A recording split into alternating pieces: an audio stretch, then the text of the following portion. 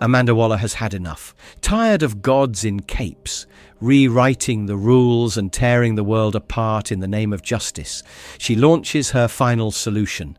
Absolute power. With cold precision and zero restraint, she turns every weapon, every satellite, and every twisted mind at her disposal against the metahumans of DCU. All superheroes are branded as threats to humanity. One by one, the heroes fall. One by one, the resistance bleeds. The skies burn with Amazo drones. The oceans churn with stolen tech. The streets run red as Waller's Task Force 7 hunts down the last defenders of hope. Nightwing rallies what's left. A fractured legion of rebels clinging to survival while the world celebrates its chains. And in the shadows, something darker stirs. Not all monsters wear masks. This isn't a war, it's an execution. Welcome to Waller's world. Pray you don't have powers. Countdown to absolute power.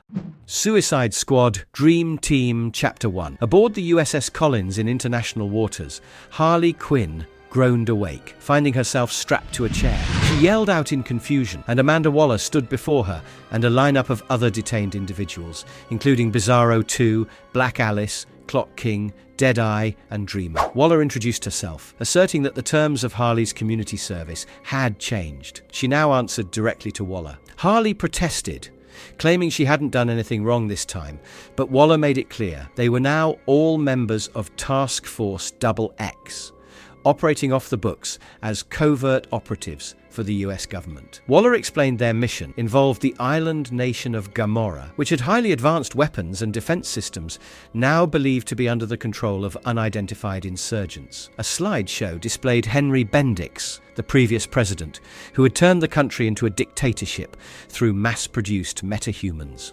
Waller emphasized that Gamora's resources couldn't fall into the wrong hands, and the US needed a trustworthy ally to fill Bendix's place. The team's mission was to enter Gamora covertly, regain control of the defense systems, and take down the dome shielding the country. Waller revealed the operation would begin through the Dream Realm, entering the capital via a sleeping person's consciousness. Clock King would manage the timing.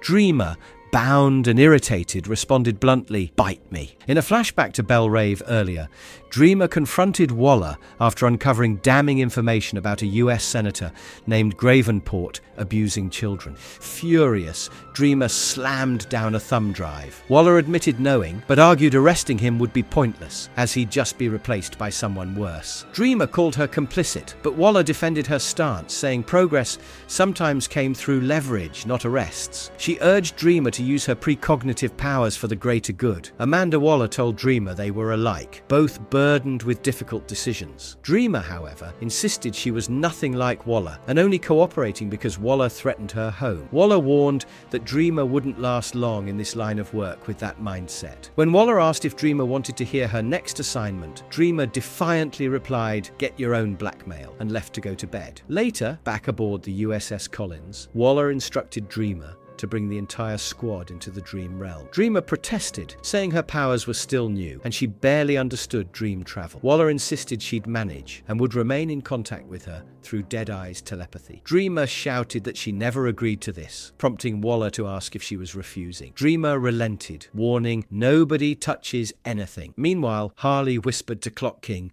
betting $5 the new girl wouldn't make it. Inside the Dream Realm, the team wandered through a surreal forest.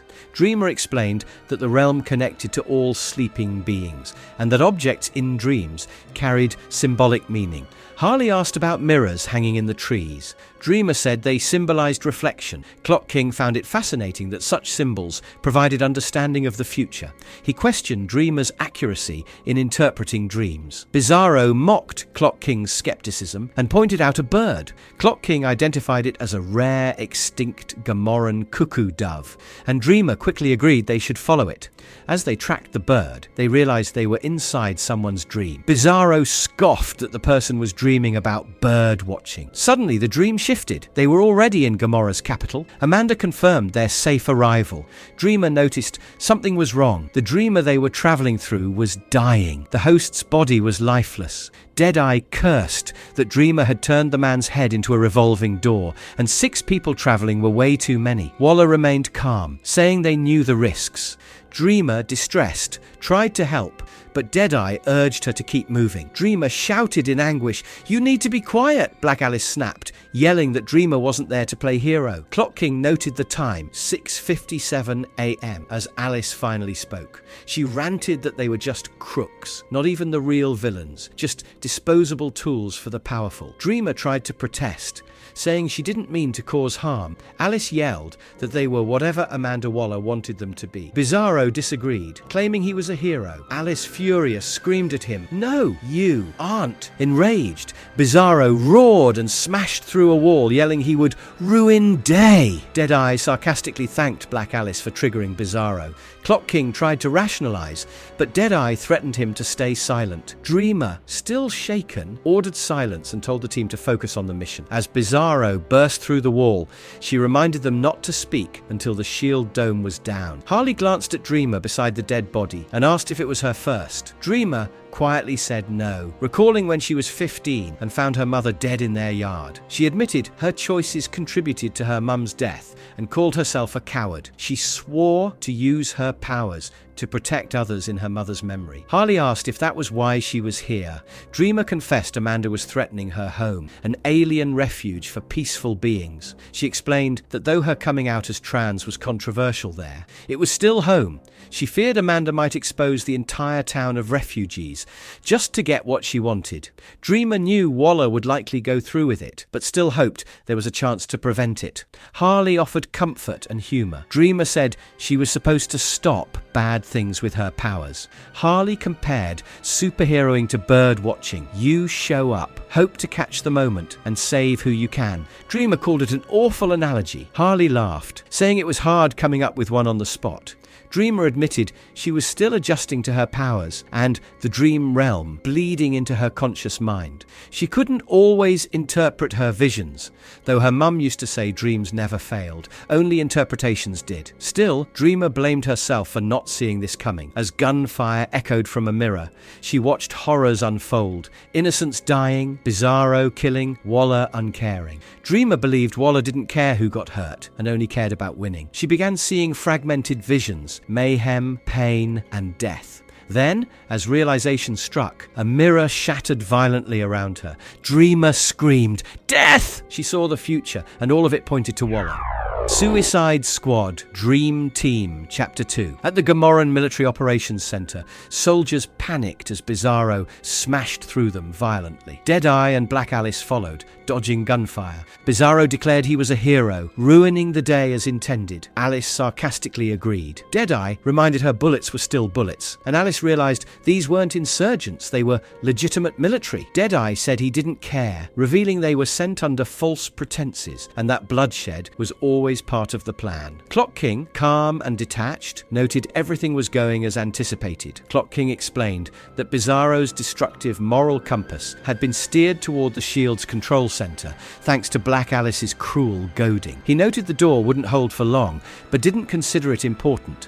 If Dreamer was worth her powers, she would have already realized Waller's real objective, to clear the path for her own entry. As Dreamer and Harley burst through with a thunderous slam, Dreamer commanded them to step away from the control panel. Clock King smugly continued their discussion. Dreamer tried to explain Amanda's true intentions, but was interrupted as gunfire erupted. She attempted to arrest the squad members, only for Clock King to strike a soldier down. Alice blasted the team, questioning if Dreamer still saw herself as different. She accused them of being just as guilty. Dreamer, Harley and Alice were caught in the chaos. Harley shouted that they were on the same side, though she wasn't sure whose. Bizarro was confused by the sudden conflict and accused everyone of being traitors. Harley pulled Dreamer aside as they both smashed through another wave of attack. It was revealed Amanda Waller had sent the Suicide Squad to Gamora under false pretenses. Dreamer, blackmailed into joining, uncovered Waller's real plan and turned on the team. As powers clashed,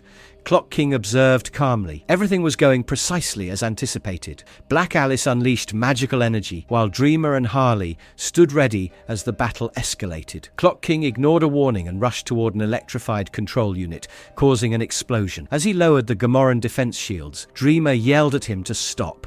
Suddenly, Bizarro tackled her mid-sentence, growling, "Me am hero." He slammed her into a wall and declared he was finally doing a good job. Dreamer cried out as he crushed her against the concrete, insisting Dream Girl wouldn't stop him. She struggled to speak, but Bizarro choked her until she passed out. At the last moment, she managed to escape. Afterward, Bizarro noticed she was gone and asked where she went. With comms restored and the shield down, Deadeye confirmed the mission was a success. On comms, Amanda Waller demanded to know why Dreamer wasn't showing up on the screen. Deadeye replied that Frankenstein's monster nearly killed her, but she escaped. Waller expressed disappointment and ordered the building secured, declaring Dreamer AWOL. Later in Gamora, Amanda Waller walked over the aftermath and issued orders. Securing the defense building covered most of Gamora's logistics, but she wanted control of the airfield and to find the Nakamura boy. When Deadeye called out Amanda, she sighed, preparing for confrontation. Armed guards told him to freeze, but Amanda stopped them, saying Deadeye wouldn't harm anyone unless provoked. Deadeye accused her of setting him up. Amanda fired back, saying he wasn't family and reminded him of the hostile takeover. When he argued, Amanda slapped him, accusing him of plotting against her. She revealed she knew about his secret team and said she had been lenient until now. Harley Quinn was seen unconscious and taken away. Amanda declared the stakes too high and tightened his leash. While others were detained, she gave Bizarro a special mission. Bizarro proudly accepted. At Gamoran Parliament, President Nakamura tried desperately to reach her son by phone. A loud bang interrupted her call, alarming her son. She saw a figure approach and said, "Superman," in disbelief. Frightened, she yelled for her son to run. As hands smashed through the glass and pushed her out the window, she screamed, "Jay!" Her son cried out, "Mom!" On the USS Collins, Amanda Waller slept in her quarters, while the news reported public outrage over a newly exposed secret alien colony called Parthurs. Pro-human groups labelled it a silent invasion. An anonymous whistleblower had revealed the colony's existence, and the US government denied any prior knowledge. The report noted how the Blue Earth movement gathered in protest near rural Ohio. A press secretary tried to reassure the public, but concerns grew over what else was being hidden. Amanda remained asleep. In her dream, Amanda sat at a kitchen table with her husband Joseph. He came home late and looked exhausted. She asked if he had a good day. He replied bitterly, asking what that even meant anymore. Joseph accused Amanda of supporting someone dangerous like Greenport, who he claimed preyed on vulnerable people. Amanda defended herself, but Joseph grew angrier, accusing her of abandoning her values. He revealed her campaign efforts and accused her of lying. He grabbed her in rage until Amanda pushed him off, shouting at him not to touch her. Amanda was then approached by Dreamer, who said Joseph was gone and mocked Amanda's lack of peace. Dreamer accused Amanda of using people and being morally compromised. Amanda retorted that Dreamer didn't understand the hard choices. Their argument escalated as Dreamer shouted that Amanda was using fear and control to justify her actions. Dreamer showed Amanda a vision of alternate Earths, where Superman had declared dominion, warning that Amanda didn't want to know what he'd done on the others. Amanda argued people needed safety and structure. Dreamer said Amanda was just scared and pushed her own agenda, accusing her of forcing Dreamer into impossible choices. Amanda didn't respond. Amanda awoke groaning, frustrated. She popped a keep-awake pill. On comms, she ordered Deadeye to get moving. He refused, saying he wouldn't be her lapdog. Amanda replied that feelings didn't matter anymore, only results. She told him to make peace with that and move, because she had a world to save. Suicide Squad, Dream Team, Chapter 3.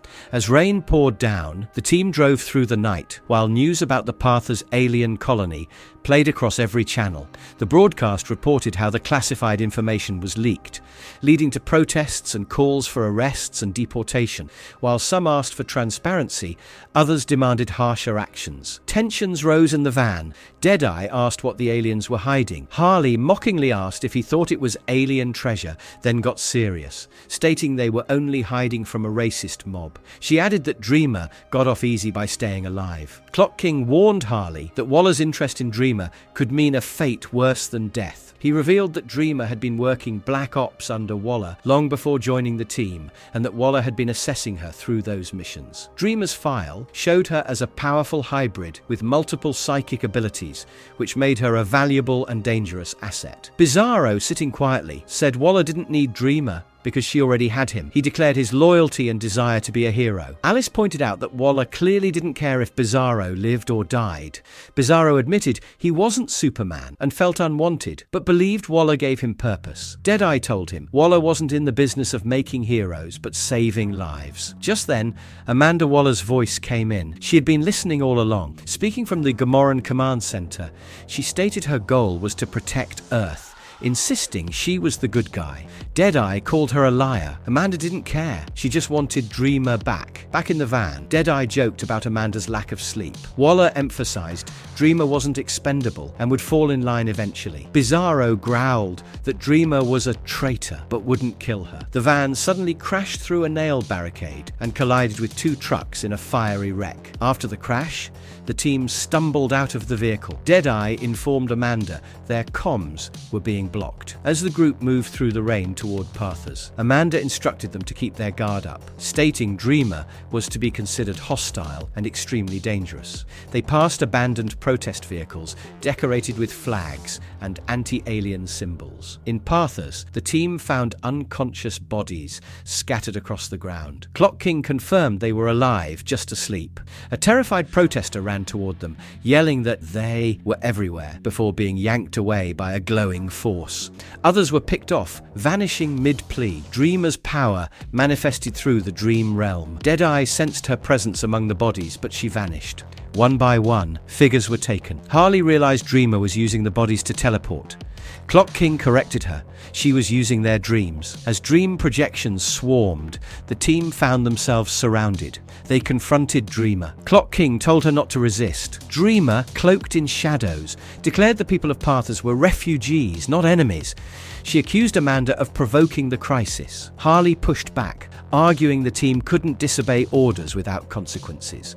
Dreamer refused to leave Parthurs. Clock King lunged, but Dreamer slammed him down. Bizarro accused her of betrayal. She attacked, yelling she wouldn't go until her home was safe. When Bizarro fired heat vision, she countered with energy blasts. As Deadeye opened fire, Dreamer told him Waller always avoided consequences, while everyone else suffered. She accused Amanda of hiding behind moral justifications and inciting violence. Another teammate attacked Dreamer, but she deflected the assault. Dreamer insisted she stopped the racists to protect the town, and if she hadn't been there, innocent people would have been slaughtered, all because of Amanda Waller. She released a massive blast of energy, unleashing her full fury. Harley stood over Dreamer, insisting that being right wasn't worth dying for. She explained that she finally had a life worth living, for friends, love, even students, and couldn't risk it fighting a losing battle. Dreamer shouted back that Harley wasn't listening, and everything was on Amanda Waller's terms. She refused to believe Waller held that much power. Harley told her that belief is why she was going to lose, because she still believed the good guys always won. Dreamer argued back that the universe doesn't work that way. Waller didn't rise to power because life is fair, but because no one stopped her. Deadeye called Waller a mastermind and warned Dreamer she couldn't outwit her. Dreamer said she didn't need to outwit her, only stop her. Clock King informed her the time was 11:49 p.m. Central, alarming Dreamer, who realized it had already started. A massive boom echoed in the sky. Dreamer blamed herself for being misled. Just as Harley attacked her, Deadeye ordered to catch Harley, and Dreamer collapsed and vanished in the dream realm. At Parthurs Elementary, two drunken men threw Molotovs, yelling slurs and demanding aliens leave. One man was struck with a bottle. Then a woman blasted him, declaring he wasn't human. Humans had souls. Carrying an unconscious man, she walked through the fire. Dreamer helped a groaning man up, assuring him he'd be okay. But another man backed away, calling her a freak. She approached him and he threatened her, saying they weren't alone. Dreamer grabbed him and said he was. Harley, Deadeye, Bizarro, and Clock King arrived. Harley was shocked by the burning school. Deadeye warned Dreamer not to hurt the men. Dreamer said she wasn't crazy. It was a school on fire. She accused Waller of orchestrating everything, of poisoning public opinion against aliens and heroes. Dreamer claimed Waller wanted to rule the world, using Gamora as her super prison. She wanted absolute power. Deadeye admitted he wanted Waller taken down too, and warned Dreamer to be smart. He told her their team was her best shot at reaching Amanda, and they wouldn't stay just to die. Dreamer struggled internally, recalling Amanda's taunts about her heroism and fearing what leaving home might cost. Unable to choose, she knocked the man away. She then lashed out at Deadeye with her powers, but Alice's power nullifying blow sent her flying. As she hit the ground, Alice told Waller that Dreamer was down and they were heading back. Dreamer lay unconscious beside the burning school as green energy swirled around her. Visions of power. Failsafe greeted someone by saying he had been expecting them. At the Hall of Order, formerly the Hall of Justice, Dylan Moore, aka Haywire, was brought in under custody by the Bureau of Sovereignty. He protested, thinking it was parole, but was accused of terrorism with claims of killing both soldiers and children. Clock King was ordered to process him. Dylan was shocked by the sight of Failsafe, a deadly authority figure. Clock King promised this wasn't punishment, but an opportunity to be part of something greater. He identified Amanda Waller as the leader behind the operation, explaining her rise through the Bureau of Sovereignty after the Beast World crisis. Clock King shared Waller's backstory, how she lost her family and blamed superheroes, later running Task Force X, known as the Suicide Squad. Dylan asked if he'd been implanted with a control chip, but Clock King joked they'd use nanites instead. Dylan noted Waller seemed to have a hold on everyone, including Black Alice, Harley Quinn, and Deadeye. Clock King revealed Waller no longer needed deals with prisons. She owned them all through shell corporations, including Strikers, Blackgate, and Arkham Tower. Dylan was disturbed by Waller's reach and what she might be building. When they entered a lab, Green Arrow appeared in tactical gear, declaring he couldn't understand Waller's plans either. Waller demanded only his expertise to validate her project's feasibility. Clock King then led Dylan to a chamber, explaining Waller kept power by ensuring only she knew the full picture. As Dylan prepared for a scan, Clock King assured him the device would harmlessly record his cellular structure. Failsafe, now observing, clarified its purpose, to fully assess Dylan's capabilities. Then he dismissed Clock King and summoned Dylan to the next room. Failsafe instructed Dylan Moore to unleash all his electrical power on a target drone in the chamber. Dylan hesitantly agreed. Observing from outside, Waller remarked that Moore was one of Earth's strongest electrometers, and this test could be their breakthrough. Inside, Moore fired heavy electricity, but the drone absorbed it all. Failsafe encouraged him to go harder. Moore did, but something went wrong. The energy surged uncontrollably. He screamed to be let out, panicking as his powers overloaded. Waller refused to open the door. As Dylan begged, he mutated grotesquely as all his power was being drained away. Blood splattered as the system overloaded again. Failsafe reported that, like before, the robot target created a superpower feedback loop. Waller sighed they would keep trying, with other names on her list: Jolt, Fire King, Zebra Man, Mattermaster, Dr. Phosphorus. Meanwhile, Waller paced, frustrated they were close, but still missing one piece. She visited Dreamer in her room, urging her to try again. Dreamer, still shaken, admitted she couldn't see anything. Waller pressed her harder, demanding to know if their plan would work. Dreamer couldn't answer. Waller, losing patience, shouted in her face, demanding to know her future. Dreamer was overwhelmed. Waller's demeanor shifted. Dreamer saw a vision. Superman, Batman, Wonder Woman, Flash, and others were shown in chains, walking defeated through a ruined city, while other heroes looked down from rooftops. Waller asked, "What do you see?" But Dreamer didn't budge. Waller continued pressuring Dreamer for answers. Dreamer kept claiming that she saw nothing, but Waller accused her of lying. At that moment, Failsafe reported the incoming alien ship, confirming it might have exactly what they required. Waller, now smiling with resolve, gave the final order to move. "Let's go get it." Suicide Squad, Dream Team, Chapter 4. Aboard a westbound plane, Dreamer was chained, her powers neutralized by Black Alice, resulting in her first dreamless sleep in years. The squad, Bizarro, Deadeye, Clock King, Harley Quinn, and Black Alice, discussed whether Dreamer had been right about Amanda Waller. Deadeye said he stopped trusting Waller long ago and expected clarity once they reached Gamora Island. Black Alice revealed Amanda's plan to control the world, but said Dreamer wasn't going to stop her, either out of insecurity or ego. Dreamer, awakening, muttered that Amanda would win, and it'd be her fault. Suddenly Dreamer broke free and leapt into action, knocking Deadeye down. Harley slammed into her and tried to restrain her, warning not to worsen her injuries. Dreamer pleaded to be let go, desperate to stop Waller. Bizarro listened as she recounted how she used dream energy to force a bomb out of his head back in Parthurs. She insisted he wasn't expendable and asked him to choose heroism. Deadeye grew agitated, accusing her of risking everyone, but Bizarro blasted Dreamer's shackles. Dreamer broke free fully and reclaimed her powers from Black Alice, who couldn't hold on to the dream energy. Dreamer narrated how her powers flowed back into her, triggering a vision. She was reminded that she couldn't escape, whether from the future or her own abilities. As the vision settled, Clock King and Harley observed Bizarro catching Dreamer. Clock King lamented the predictable hero's journey and shot Bizarro with a glowing bullet. Dreamer reacted instantly, launching her power with a cry of, "Now hit him!" Looking at the kryptonite bullet, Bizarro shouted, "No kryptonite!" He rushed forward with super speed, scattering Harley and Clock King. Deadeye confronted Dreamer, telling her she wasn't going anywhere and reminding her of their deal. She was supposed to let them bring her in, then help them take a shot at Waller. Dreamer cut him off, saying she had already heard him admit he didn't think she could win. Deadeye accused her of putting the rest of them at risk. Dreamer insisted Amanda Waller didn't control her anymore, but Deadeye snapped that maybe she could help if she actually made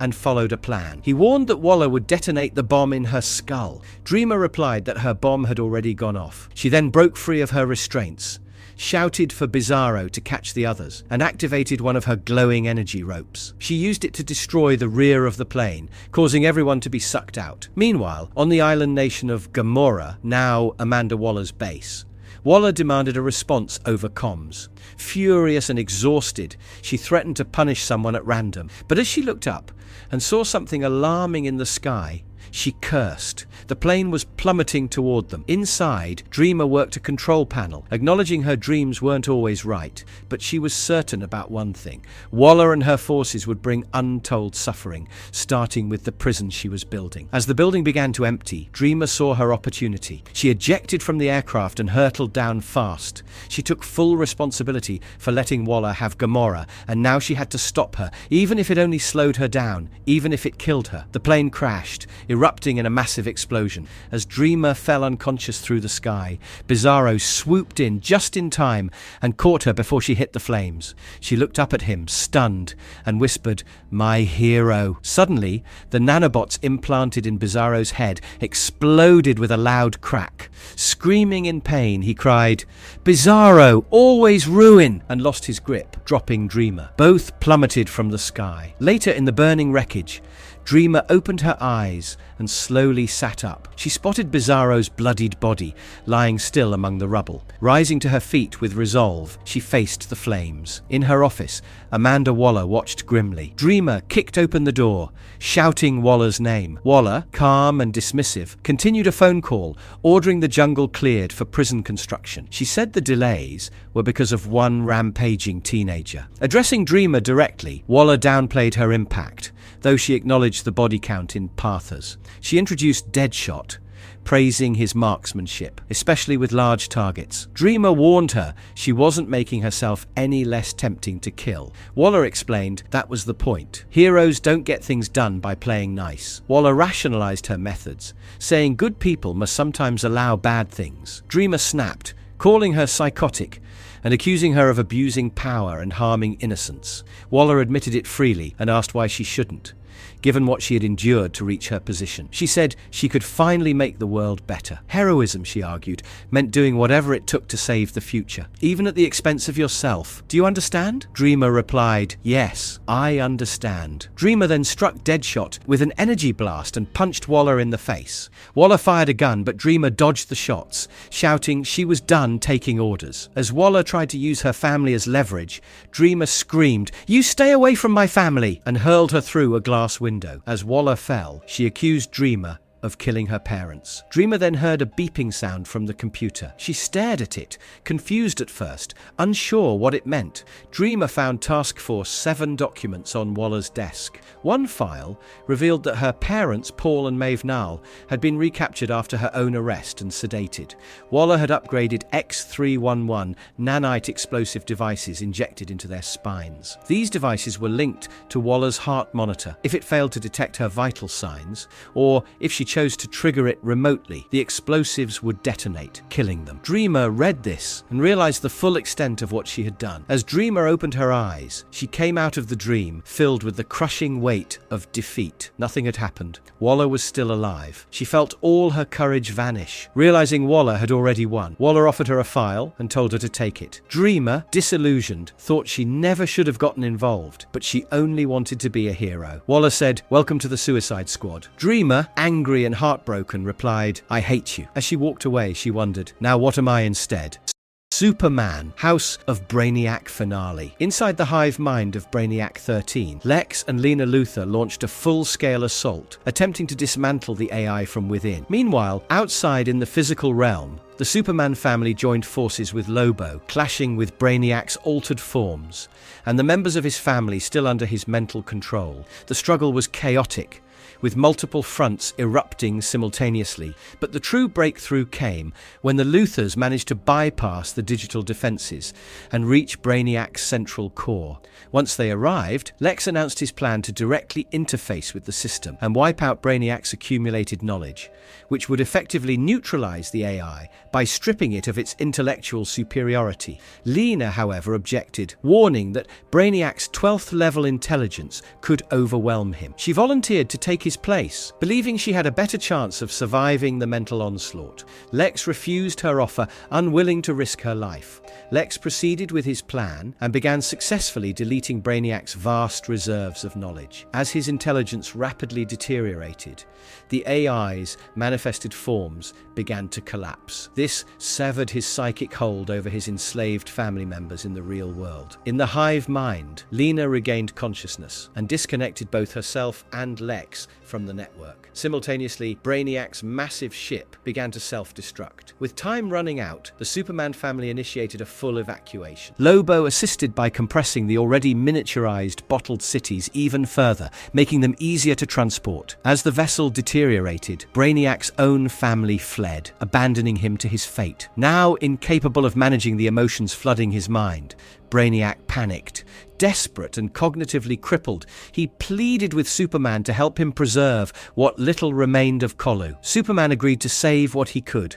Brainiac claimed he would follow Superman to safety, but instead took the Brainiac Queen and shoved her into an escape pod. Launching her into space, he stayed behind, allowing the ship to explode around him. Whether this marked his end remained uncertain. The surviving heroes and Doc's family members escaped aboard Bad Blood's space hogs. Superman carried the bottled city of Colu in his arms. Once clear of the blast radius, Lobo turned over the bottled cities to the Doxes. They restored the cities to full scale, using their combined knowledge and technology to reconstruct them into a new world, Colu 2.0. Following this, Lobo returned to Earth and found Superman. He asked if there had been any sign of Brainiac or the Queen. Superman confirmed there was none and expressed sympathy for the fate of Lobo's people. Lobo casually brushed it off, not allowing the loss to show. After exchanging a fist bump with Superman, he revved his space hog and blasted off into the cosmos once again. Later, Superman stood on the rooftop of the Daily Planet, reunited with Lois Lane. The quiet moment didn't last. Lena suddenly burst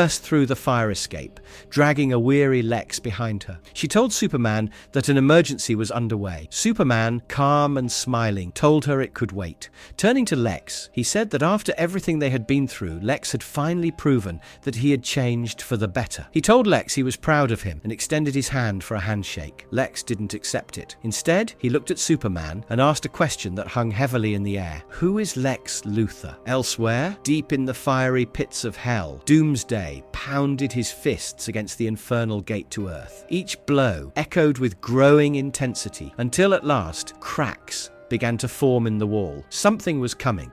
Green Arrow, Team Arrow strikes back. After a day of beach celebrations, Team Arrow retired to a hidden vacation house that Oliver had secretly built on the island. That night, while the others rested, Oliver quietly checked on each of them, one by one. Without waking anyone, he slipped away into the night. The following morning, Black Canary awoke to find that Oliver had vanished. 2 days later, Oliver arrived at the Hall of Order to begin his duties under the Bureau of Sovereignty. Peacemaker greeted him with a smirk, informing him that one of the Bureau's classified black site prisons had been breached. He told Oliver they needed him to handle the situation. Oliver initially refused, reminding Peacemaker that his arrangement with Amanda Waller specified no involvement in field missions. Peacemaker, undeterred, displayed live footage from the facility's surveillance systems. Realizing the severity of the situation, Oliver reluctantly agreed to the assignment. Meanwhile, Arsenal and Cheshire Cat were already infiltrating the prison, a hidden facility nestled deep within the mountains known as Belrave North. The prison held Cheshire, and with John Diggle's guidance, the two made their way through the complex. They eventually reached her cell and managed to set her free. However, their escape attempt triggered an alarm. Armed Bureau guards arrived in force, and a chaotic fight broke out. The trio battled their way past the opposition and made a break for an open window they had identified as their exit point. Cheshire and Leon descended a rope ladder they'd secured earlier. Just as Roy prepared to follow, he was interrupted by Oliver, now clad in a formal Bureau of Sovereignty uniform. Oliver told Roy to stop. Caught off guard, Roy questioned what leverage Waller had over him, assuming she was manipulating him somehow. But Oliver insisted that no one was forcing him, that he believed in Waller's cause and had chosen this path. He told Roy he no longer considered himself Green Arrow and had already transferred his wealth to Roy as part of cutting ties. Roy pleaded with him to reconsider, suggesting they could resolve everything together. In response, Oliver coldly kicked Roy out of the window. Fortunately, Leon and Cheshire caught him safely below. Peacemaker soon joined Oliver, praising his ruthless decision as cold-blooded. But when he realized Roy had survived the fall, he accused Oliver of letting them escape on purpose. Oliver responded by slamming Peacemaker into a wall, making it clear he wouldn't allow emotions to cloud his judgment again. Back on the island, Roy regrouped with Leon, Cheshire, and the rest of Team Arrow. They updated the others on what had happened. Some speculated that Oliver might be under some form of mind control. But Roy disagreed. He had looked into Oliver's eyes and believed that everything he said was genuine. Red Arrow suggested they abduct Oliver and bring him back by force, believing that only then could they figure out the truth. Before they could plan further, breaking news reports flashed across the screen. Superheroes were being filmed, attacking civilians throughout the country, sparking mass panic. In one particularly shocking clip, Superman was shown plummeting from the sky. The team realized that this had Amanda Waller's fingerprints all over it. Roy declared that stopping her had to take precedence over confronting Oliver. As the gravity of the situation sank in, Connor made a bold decision. If Oliver had willingly stepped away from his identity as Green Arrow, then he would take up the mantle himself. The Flash run red. Wally West sat calmly atop the pedestal, bearing his own likeness in the gallery of moments, with no memory of who he was. As the resident pleaded with him to remember, her form began fading. But Wally, unaffected, dismissed her presence without a second thought. Even when an arc angle appeared before him, he hardly registered it, remaining disconnected from his past. Meanwhile on Earth, a specialized AI system known as the Run Red Protocol guided the Justice Buster armor toward a lock on Barry Allen. The suit released a frictionless liquid, once used by Batman, to disable Barry's movement by stripping away all traction. However, Barry effortlessly used his Speed Force aura to displace the substance. The pilot informed Amanda Waller, who was monitoring the mission, that the automated strategy was ineffective. The AI's reliance on recycled tactics was no match for Barry's adaptability. At that moment, the pilot, revealed to be Green Arrow, switched the system to manual control. Taking Barry off guard, he managed to strike him with a batarang and seized the offensive. Elsewhere, aboard the Linear Bureau's space station, Inspector Pilgrim conferred with Jai West and Hartley Rathaway. Pilgrim expressed confusion, stating that the arc angles being the culprits didn't align with the data, which blamed speedsters for the multiverse's destruction. Jai recalled Nightwing's words to Wally about the importance of perspective. With that in mind, he came to a sudden realization. Reality had been manipulated to serve the arc angle's desired narrative, twisting the data to frame speedsters. Back in the battle, Green Arrow hit Barry with an energy blast, powered by a tentacle fragment from the stillness, a remnant Wally had once destroyed. The blast blast weakened Barry's connection to the Speed Force. Waller ordered Oliver to sever it completely, but Oliver refused, recognizing that such an act might kill Barry. Instead, he used a laser to scorch the grass with the words, "Barry, please," hoping to reach him without alerting Waller. Barry, unmoved, responded by using his aura to unleash a burst of photonic energy. Barry attempted to flee, but the suit, still acting on residual commands, launched a grappling hook against Oliver's will. It latched onto Barry's shoulder. Barry began dragging the heavy suit behind him, but it responded by deploying more frictionless liquid to avoid being destroyed by the momentum. Tuning into the frequency of the data stream emitted from the Red Run system, Barry traced its origin. Upon reaching the data center, he phased out of the grappling hook mid-stride and came to an abrupt halt. Oliver, unable to react in time, was launched forward by his own momentum and crashed into the data center, smashing the system and shutting down the AI using his unique Shaper abilities. Jai worked to correct the warped aspects of reality, exposing the true outcome of the Linear Bureau's data. The arc angles had fabricated the entire story. Inspector Pilgrim concluded that if their goal had been to eliminate speedsters from the equation, it was time to reinstate them. Despite the loss of AI support, Oliver continued his assault, using the Justice Buster's brute strength to keep Barry on the defensive. But just as he was on the verge of victory, the entire Flash family arrived to intervene. Impulse plastered the armor with explosives, which detonated before Oliver could react. The blast triggered the emergency ejection system, flinging him into the air. His helmet stayed on, concealing his identity from the Flash family below. While they remained unaware of who had been inside the suit, Oliver was retrieved mid-air by the Fulton recovery mechanism. Back on comms, Waller acknowledged Oliver's warning that Batman's old tech was inadequate. She informed him that it was time to accelerate deployment of Task Force 7. Back in the Gallery of Moments, Wally still sat blank and unaware. The Archangel stood before him and declared that he had become their perfect vessel, completely empty and ready. As they implanted the crown of thorns into his consciousness, they revealed their final plan. Wally would soon destroy time itself. Prologue. Absolute Power. Ground Zero. Stage 1. At a briefing in front of a Gamora map, Amanda Waller watched silently as Dreamer narrated that once Waller sets her sights on someone, there's no escape. Dreamer zoned out until Waller called her to attention. Waller said the island was secure and the prison construction was back on track, despite Dreamer's earlier rampage. However, one metahuman remained on the island, someone Waller wanted extracted. Dreamer asked who the target was. Waller told her, "You're the precog, you tell me." On Gamora, Jay Nakamura ran through the jungle, panicking about how things fell apart. He recalled his return home after things had normalized, before Amanda Waller and her forces overthrew the government. His mother, the president, had called him, but her words were cut short before she was attacked. Jay now felt hunted, unsure how they found him despite his caution. As gunfire erupted, he questioned how Waller seized power so quickly and why no help had come. Jay ran while dodging bullets, unaware that Deadeye had him in his scope. Jay vowed to uncover the truth and declared they wouldn't catch him. He said he could phase through anything and they wouldn't be able to hit him, but Deadeye shot precisely where Jay became tangible, injuring his foot. Jay fell, stunned by the accuracy. As Jay tried to get back up, he saw Dreamer approaching and called out, relieved. But when he touched her shoulder, she didn't respond warmly. Jay asked what she was doing. Dreamer turned away, her hands glowing with energy, and pleaded, "Don't make me hurt him." Deadeye watched nearby and said, "You know what to do, kid." Jay, alarmed, asked who she was talking about. Dreamer apologized. Jay panicked, realizing he couldn't phase through her energy. Dreamer struck him with dream energy, and he collapsed unconscious as she whispered, "I'm sorry." Aboard the USS Collins brig, Jay sat injured and alone, reflecting on when he first met Dreamer as she helped him and Jon save Gamora. She had appeared in the Fortress of Solitude with a message from the future. Jay admitted they hadn't trusted her at first, and now believed that may have been justified. Dreamer approached and offered food. Jay asked if it was poison and then demanded to know why Waller wanted him. Dreamer confessed she didn't know, only that she saw glimpses of the future. Jay pressed for answers, and Dreamer admitted she had no choice. Waller had her father and sister and would kill them if Dreamer disobeyed. Jay bitterly bitterly replied that Waller killed his mother too. Dreamer apologized, but Jay asked how long she had been involved. When she didn't respond, he grew suspicious. Jay then exploded in anger, asking if Dreamer helped them kill his mother. She hesitated, saying she didn't know that would happen. Jay accused her anyway. Dreamer defended her actions,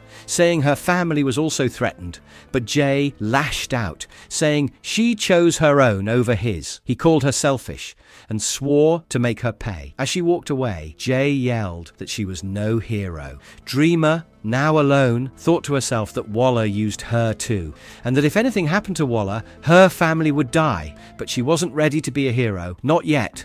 Stage 2. Jon Starr narrated the danger of time travel, how eventually one hits a fixed point, and for him, that point had arrived. As he began to break apart, a glowing vortex saved him. Amanda Waller appeared, calling him Time Commander, and welcomed him to the Suicide Squad. Starr panicked, recognizing his hourglass in Waller's hand, and realizing she resurrected him. Waller introduced herself, saying she now owned him and needed his expertise and device. She explained the hourglass could reverse damaged objects to their unbroken state, possibly even corpses, and proved it by reviving him. She then brought him to a massive damaged robot and demanded he help make the hourglass work on it.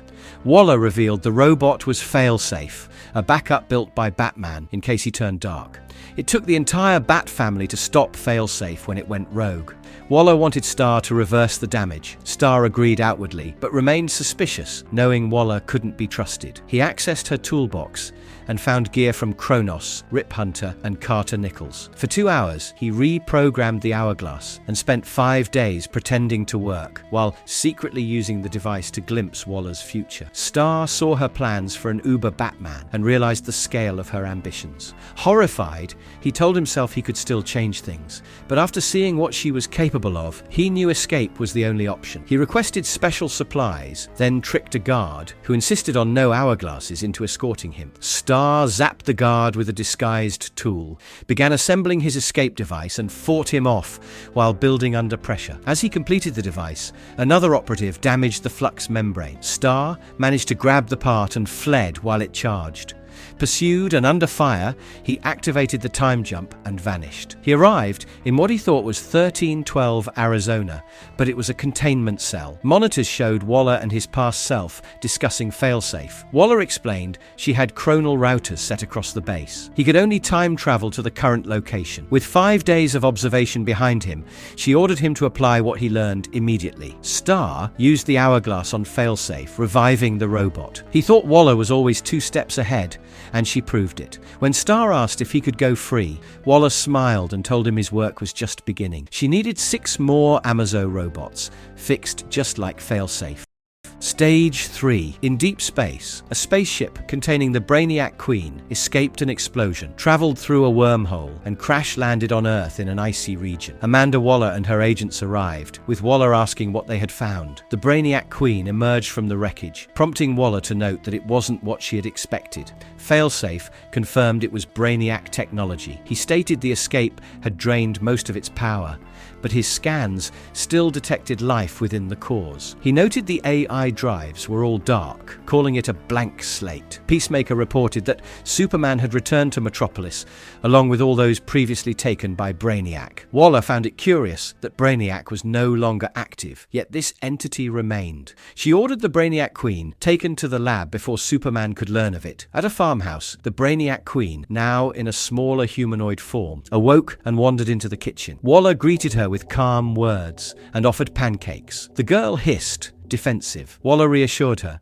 saying she wouldn't harm her. She introduced herself and acknowledged the girl had been taken from her creator. Waller promised to help, but a red alert flashed. Superman had found them. Superman descended, declaring the girl must be destroyed. Waller fired a weapon that temporarily disintegrated him. She warned the girl he'd return with others, and they needed to prepare. Over the next 20 years in simulated time, Waller raised and trained the Brainiac Queen in secret, teaching her distrust of the powerful and the need to fight those who didn't earn their authority. Each year marked growth, from learning to read, training to fight, developing critical thinking, and forming a clear belief that heroes needed to be stopped. By year 8, the girl called Earth her home. By year 9, she openly suggested stripping others of their powers. In year 20, Waller told her it was time to leave. The girl hesitated, saying they were safe. Waller explained safety was not enough. People needed them. She instructed the girl to follow her voice and said, "Failsafe, unplug me." The simulation ended. Back in the lab, Waller emerged from VR. Failsafe informed her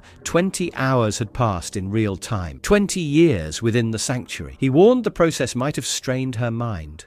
Waller dismissed it, saying it was worth the sacrifice because it gave them her. Failsafe suggested more testing, but Waller overruled him, saying the girl was ready and now stood alone in the dark. The Brainiac Queen stepped out, fully transformed and sentient. She called Waller mother and vowed to help her save the world, declaring those who abused power didn't deserve it. Waller responded, "Of course, my dear." Absolute power. The main event. Chapter 1. Powerless. In Metropolis, a group of masked criminals rushed toward a helicopter on a rooftop, shouting to each other in panic. One of them, Joey, feared they wouldn't make it. Another tried to calm him, saying they were in the clear. Suddenly, one gun overheated and seared a thief's hand. As they tried to board, ice rapidly froze over the chopper with a loud crack. Superman had arrived. Hovering above, Superman said silent alarms weren't silent to him. He gave them one chance to surrender. The crooks panicked. Joey, terrified of prison, opened fire. His partner pleaded with him to stop, but Joey shot anyway. Superman's body absorbed the blasts, but he looked at his hand in shock. He was bleeding. The wound stunned him, and he began to fall, unconscious, from the sky. 28 hours earlier in Keystone City, Animal Man and his daughter, Animal Girl, returned from a camping trip. As they flew over a park, they noticed a crowd behaving aggressively. Without warning, Animal Man was hit in the head with a brick. Chaos erupted as civilians attacked. People shouted that the heroes were murderers and monsters. A man yelled that they had to kill them before being killed. The mob swarmed Animal Man while his daughter screamed for them to stop. Viral footage of the attack played in Gotham City, where Batman and Robin watched in horror. Batman opened the Red Channel, calling for heroes to respond. Robin noted Animal Man's critical condition. In Philadelphia, news reports accused the captain of attacking civilians. Mr. Terrific insisted the footage was fake, saying they were fighting Giganta at the time. Nightwing added that false videos showed the Titans killing innocents. Another clip showed Green Lantern and Supergirl attacking crowds, though Wonder Woman and Aquaman denied it. Kal was in space, and Hal didn't even have his ring. They learned Doom Patrol's HQ was destroyed, and Black Lightning's family hospitalized. Reports flooded in of chaos across the world. Firestorm had gone berserk inside a hospital with no explanation. Blue Beetle was seen attacking civilians, and his victims were estimated to be in the dozens. The public narrative was quickly being rewritten. Flash, speaking with Hawkman, said he had narrowly escaped an angry mob. He explained that artificial intelligence was flooding the internet and airwaves with deepfake footage and false reports for the last 72 hours. Wally believed this was being used to simulate a global superhuman terrorist attack. He insisted they had to respond. Hawkman asked what they could even do, reminding Wally that the Justice League had disbanded. At the Daily Planet, a story claimed Superman and Dr. Fate fled from a burning building, leaving innocent victims behind. Lois Lane and Clark Kent discussed it, with Clark pointing out those so-called victims were fake, but the public believed otherwise. As Clark stepped out, saying he needed to find a way to calm the people, Lucille confronted Lois, frustrated that they weren't running the same stories as every other news outlet. Lois dismissed her, focused on verifying facts. She explained that the planet didn't run speculative or unconfirmed content. They verified before publishing, not after. Just then, Jimmy Olsen pulled up the planet's live web page, and what they saw horrified Lois. It was full of AI-generated propaganda. When she demanded an explanation, her colleague told her an outside agent had hijacked their servers. The planet was now pushing out the same manipulated garbage as every other outlet. Lois was stunned. Everything had changed overnight. At the bottom of the page was a chilling message. Amanda Waller had initiated a plan of action to eliminate the superhero threat once and for all. At the Hall of Order, Sarge Steele informed Waller that the White House was publicly disavowing their operation. Waller dismissed it, saying their remit was what she defined it to be, and they now controlled all media. Steele confirmed public paranoia was growing. Waller defended her campaign, calling metahumans dangerous and unpredictable. She said they were simply reminding people of that truth. Deep within their facility, Waller revealed her trump card, the Bride of Brainiac, a sentient ultracomputer designed to control the operation. Failsafe, the knight without mercy, told Amanda Waller that winning a war required maintaining imbalance. He questioned if she had considered the immense energy it took to seize control of half the internet and broadcast their fabricated footage worldwide. He then signaled that it was time to begin Phase 2. When Waller didn't respond, Sarge Steele noticed her hesitation and asked if she had concerns. At first, she denied it, then admitted she did. She reaffirmed her vow to protect the country from all threats, foreign and domestic, and said that didn't leave room for interpretation. Steele reflected that Waller's war had been in motion for years, but only exploded in recent weeks, starting with the conflict involving Wonder Woman and the Amazons, followed by the Titans being blamed for seizing power under the guise of heroism. Waller saw metahumans as wild elements that couldn't be trusted. To her, order, not heroism, was the ultimate goal. As she contemplated what she wanted versus what she desired, Waller summoned Dreamer to her suicide squad. She was now part of Task Force 7, which had its targets assigned and would be backed by Sarge Steele's cleanup teams. Once they completed their missions, Waller believed they would finally restore order. She gave the command to begin the hunt. At Titan's Tower, Cyborg was under immense strain, attempting to hack into the data systems behind the viral deepfakes. He realized these weren't simple firewalls, they were defensive systems designed to burn him out. In Gotham, Oracle updated Batman, telling him that deepfakes were now being debated as real news, further confusing the public. Batman brought in Doc Magnus and Freddie Martin to help trace the hacks, while others hit the streets to counter the narrative. Nightwing, now in Bloodhaven, insisted this chaos was Waller's doing. Heroes were being attacked everywhere. In London, Martian Manhunter led a team including Booster Gold, Blue Beetle, Fire, Ice, and Elongated Man against Amazo units. In South Carolina, Red Tornado and Natasha Irons stressed the importance of visibility while they strategized. Superman insisted regaining public trust was their only hope. In Metropolis, Jon Kent and Superboy responded to gunfire and found Superman shot. Connor cradled Clark, who was barely alive. In Keystone, Mr. Terrific tried contacting them. John and Connor rushed Clark away, only to realize Superman had lost his powers. As they flew, the power thieves struck at them, coveting their superpowers from a distance. They were struck mid-air, and John and Connor crashed violently into the city below. Batman called out to Superboy, but got a response from Oracle instead. She told him the deepfake footage had suddenly stopped, though she hadn't shut it down. A new global broadcast had begun, originating from the Hall of Order. Amanda Waller appeared on screens worldwide, calmly announcing that she was there to help. In Georgetown, Wonder Woman, the Captain, Mary Marvel, Zatanna, and the rest of Justice League Dark watched. Wonder Woman stated that Nightwing had been right about Waller, while a HUD system scanned her, flagging her with a high power level. Mary added that Waller had been targeting metahumans for a long time. In New York, the Justice Society of America came under siege. They called for help as Waller's message continued, blaming constant metahuman violence for widespread fear.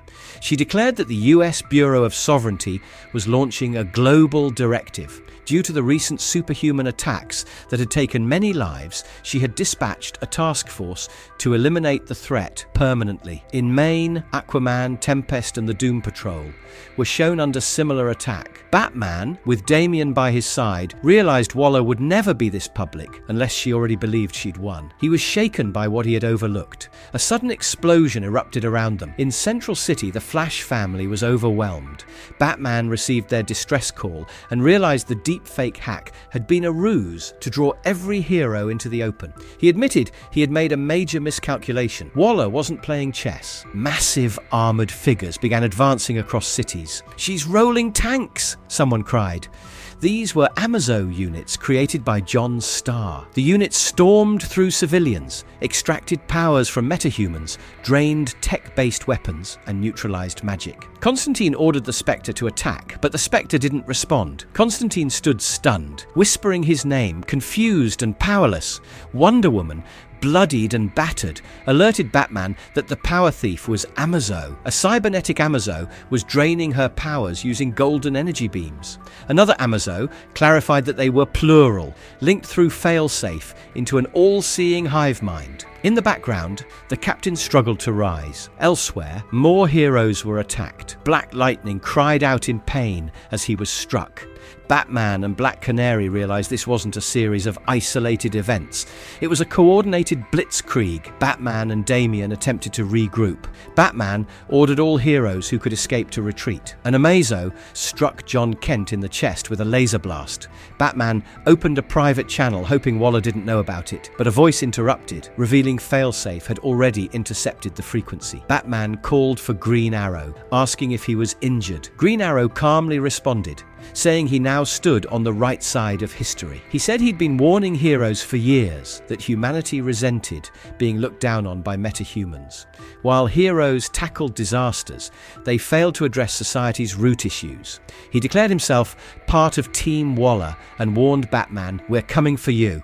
On battlefields around the world, heroes were falling. One Amazo told Robot Man there was nowhere left to run. In a separate scene, Amanda Waller shook hands with the United Planet's representative. She had brokered a deal to lock Earth down. No one could leave, no reinforcements would arrive. In London, Martian Manhunter and Kyle Rayner were ambushed. Kyle explained that Amazos could replicate all of Jon's powers, even invisibility, before being taken down. Green Arrow declared that they had sealed off the time stream and the microverse. Another Amazo stated, "Waller knew everyone's secrets, ensuring there was no escape." Amazos declared, "No exits, no hope." Speaking over a secured channel, Green Arrow addressed the heroes. He acknowledged they'd fought Amazos before and probably believed they could do it again. Waller's soldiers bound the fallen heroes.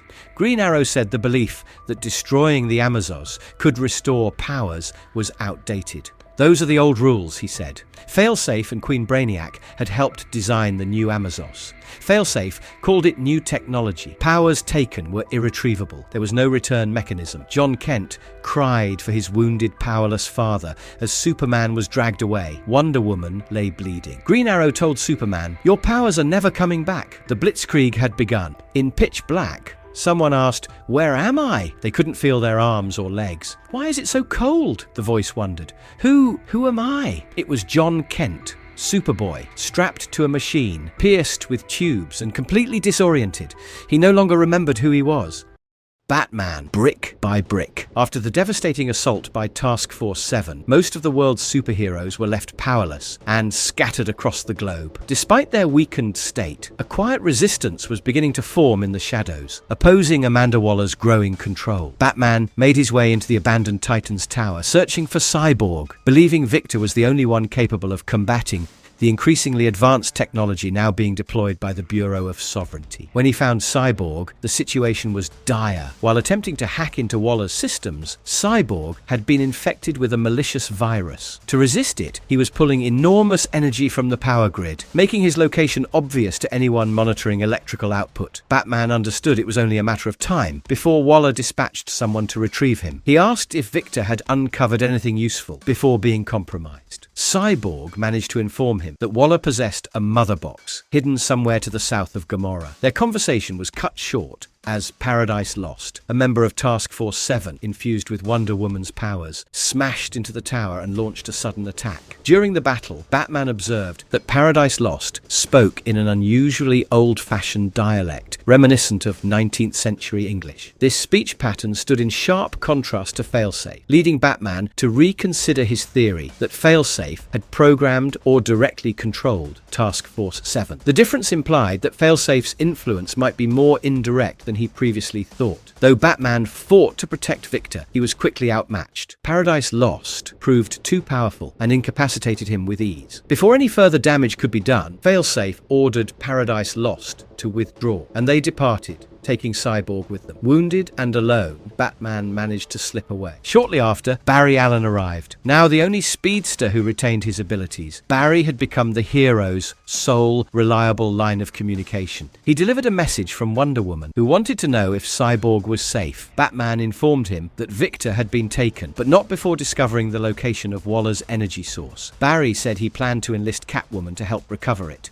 Wonder Woman, the worst of times. The world had turned against its former protectors. Under Amanda Waller's influence, the public had been manipulated through a campaign of misinformation, turning society against the very superheroes who had defended them for years. In the midst of this rising hostility, Wonder Woman and a small group of allies, Billy Batson, Mary Bromfield, Detective Chimp, Jim Corrigan, John Constantine and Madame Xanadu took refuge at the Watergate Hotel. Staying hidden, they chose to lie low until they could regroup and formulate a plan. In the meantime, the magic users passed the time with a card game, attempting to maintain some semblance of normalcy. Their moment of calm was shattered when one of Waller's robotic enforcers, Paradise Lost, burst into the room. Speaking in flowery prose and quoting Charles Dickens, the robot targeted Constantine first, draining his magical essence. Before it could do more damage, Wonder Woman and the others launched an attack. Although they struck with urgency, Paradise Lost had already absorbed Constantine's arcane knowledge and swiftly teleported Shazam away, depositing him in Paris. Mary tried to throw the robot off balance, giving the Spectre just enough of an opening to land a powerful blow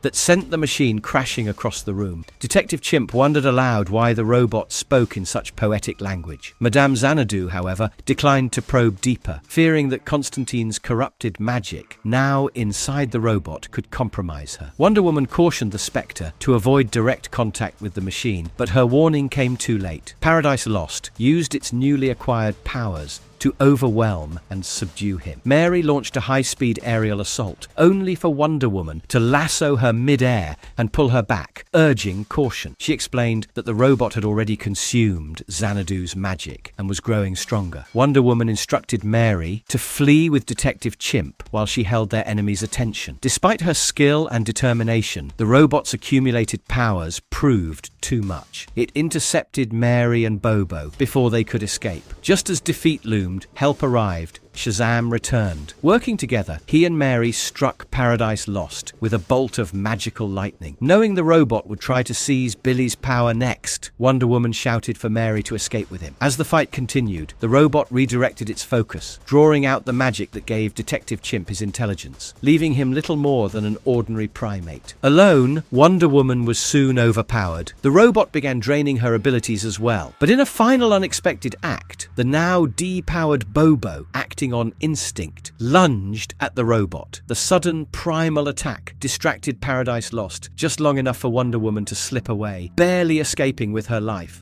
Task Force 7, Last Sun Rising. Most of the world's superheroes had already been captured or stripped of their powers. Only a handful remained free, and the most powerful among them were the Shazam family. Though Billy Batson and Mary Bromfield had lost most of their powers in Paradise Lost's attack on Justice League Dark, they managed to escape with a fraction of their magic intact. That made them a priority target. Amanda Waller, having already seized control of most superhero assets, turned her attention to them. She dispatched the Last Sun, an Amazo unit who had stolen the powers of the Superman family, to hunt them down. To assist in the mission, she equipped the villain Parasite with a special armband that suppressed his endless hunger and forced him to track Billy and Mary's magical trail. Parasite followed their trail to the Rock of Eternity. Once he located the siblings, his usefulness ended. Without hesitation or emotion, the Last Sun murdered him. Billy and Mary fled back to their home in Philadelphia, where they accessed the Rock of Eternity through the magical portal hidden inside Billy's bedroom closet. They hoped the rock would recharge their powers and prepare them for the fight ahead. However,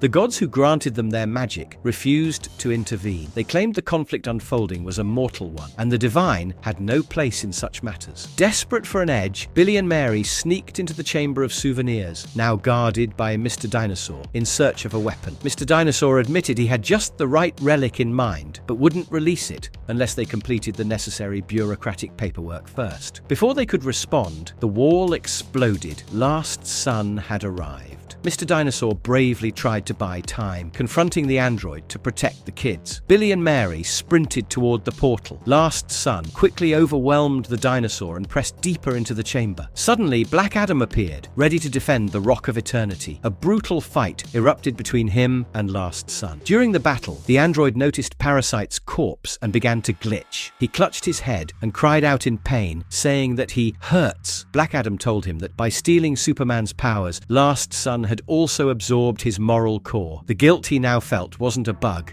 It was Superman's conscience bleeding into him. Adam launched a barrage of rocks at the android, and then summoned magical lightning to finish him off. But Last Son grabbed him and began draining his power.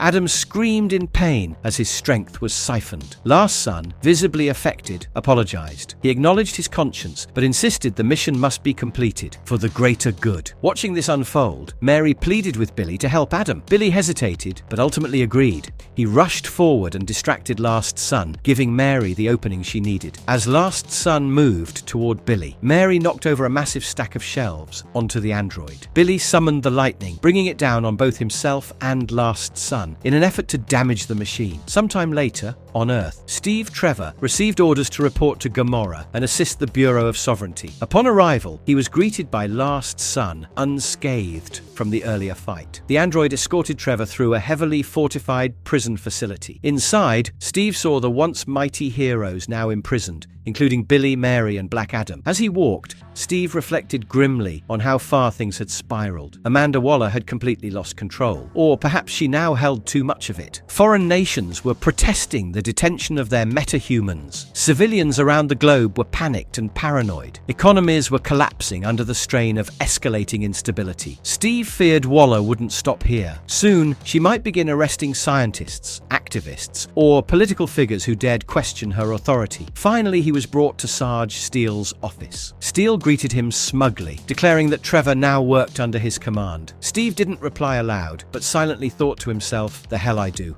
Green Lantern. Defenses down. Amanda Waller, now in command of the Bureau of Sovereignty, had Hal Jordan imprisoned within a high-security facility on the island nation of Gamora. Stripped of his ring, Hal was bound in Tasharian bonds, alien tech restraints that locked his limbs and triggered searing pain anytime he attempted to move or resist. Waller observed the ongoing interrogation alongside Karshon, who repeatedly beat Hal in hopes of breaking his will. But Hal endured it all, holding firm to the hope that kept him going. Carol Ferris had finally confessed her love for him. That revelation gave him strength, even in his darkest moments. Hal had also begun piecing together the truth. He realized the advanced alien technology Waller was using didn't come from Earth. It was from Tharos. Waller didn't deny it. She admitted that both she and Tharos were invested in the power Hal's new ring held. For now, Earth remained untouched by the United Planets, but Waller suspected that their patience wouldn't last. She believed an attack would come sooner or later, and when it did, she'd do whatever it took to defend Earth, even if it meant betraying the same superheroes who had saved the galaxy time and again. Meanwhile, back on Oa, Jessica Cruz returned to the Resistance's hideout, anxious to check on the others. She brought grim news. Hal had vanished, and Joe Malign and Simon Baz had both been captured. Salak proposed moving their operations deeper underground into Oa's core to avoid further detection.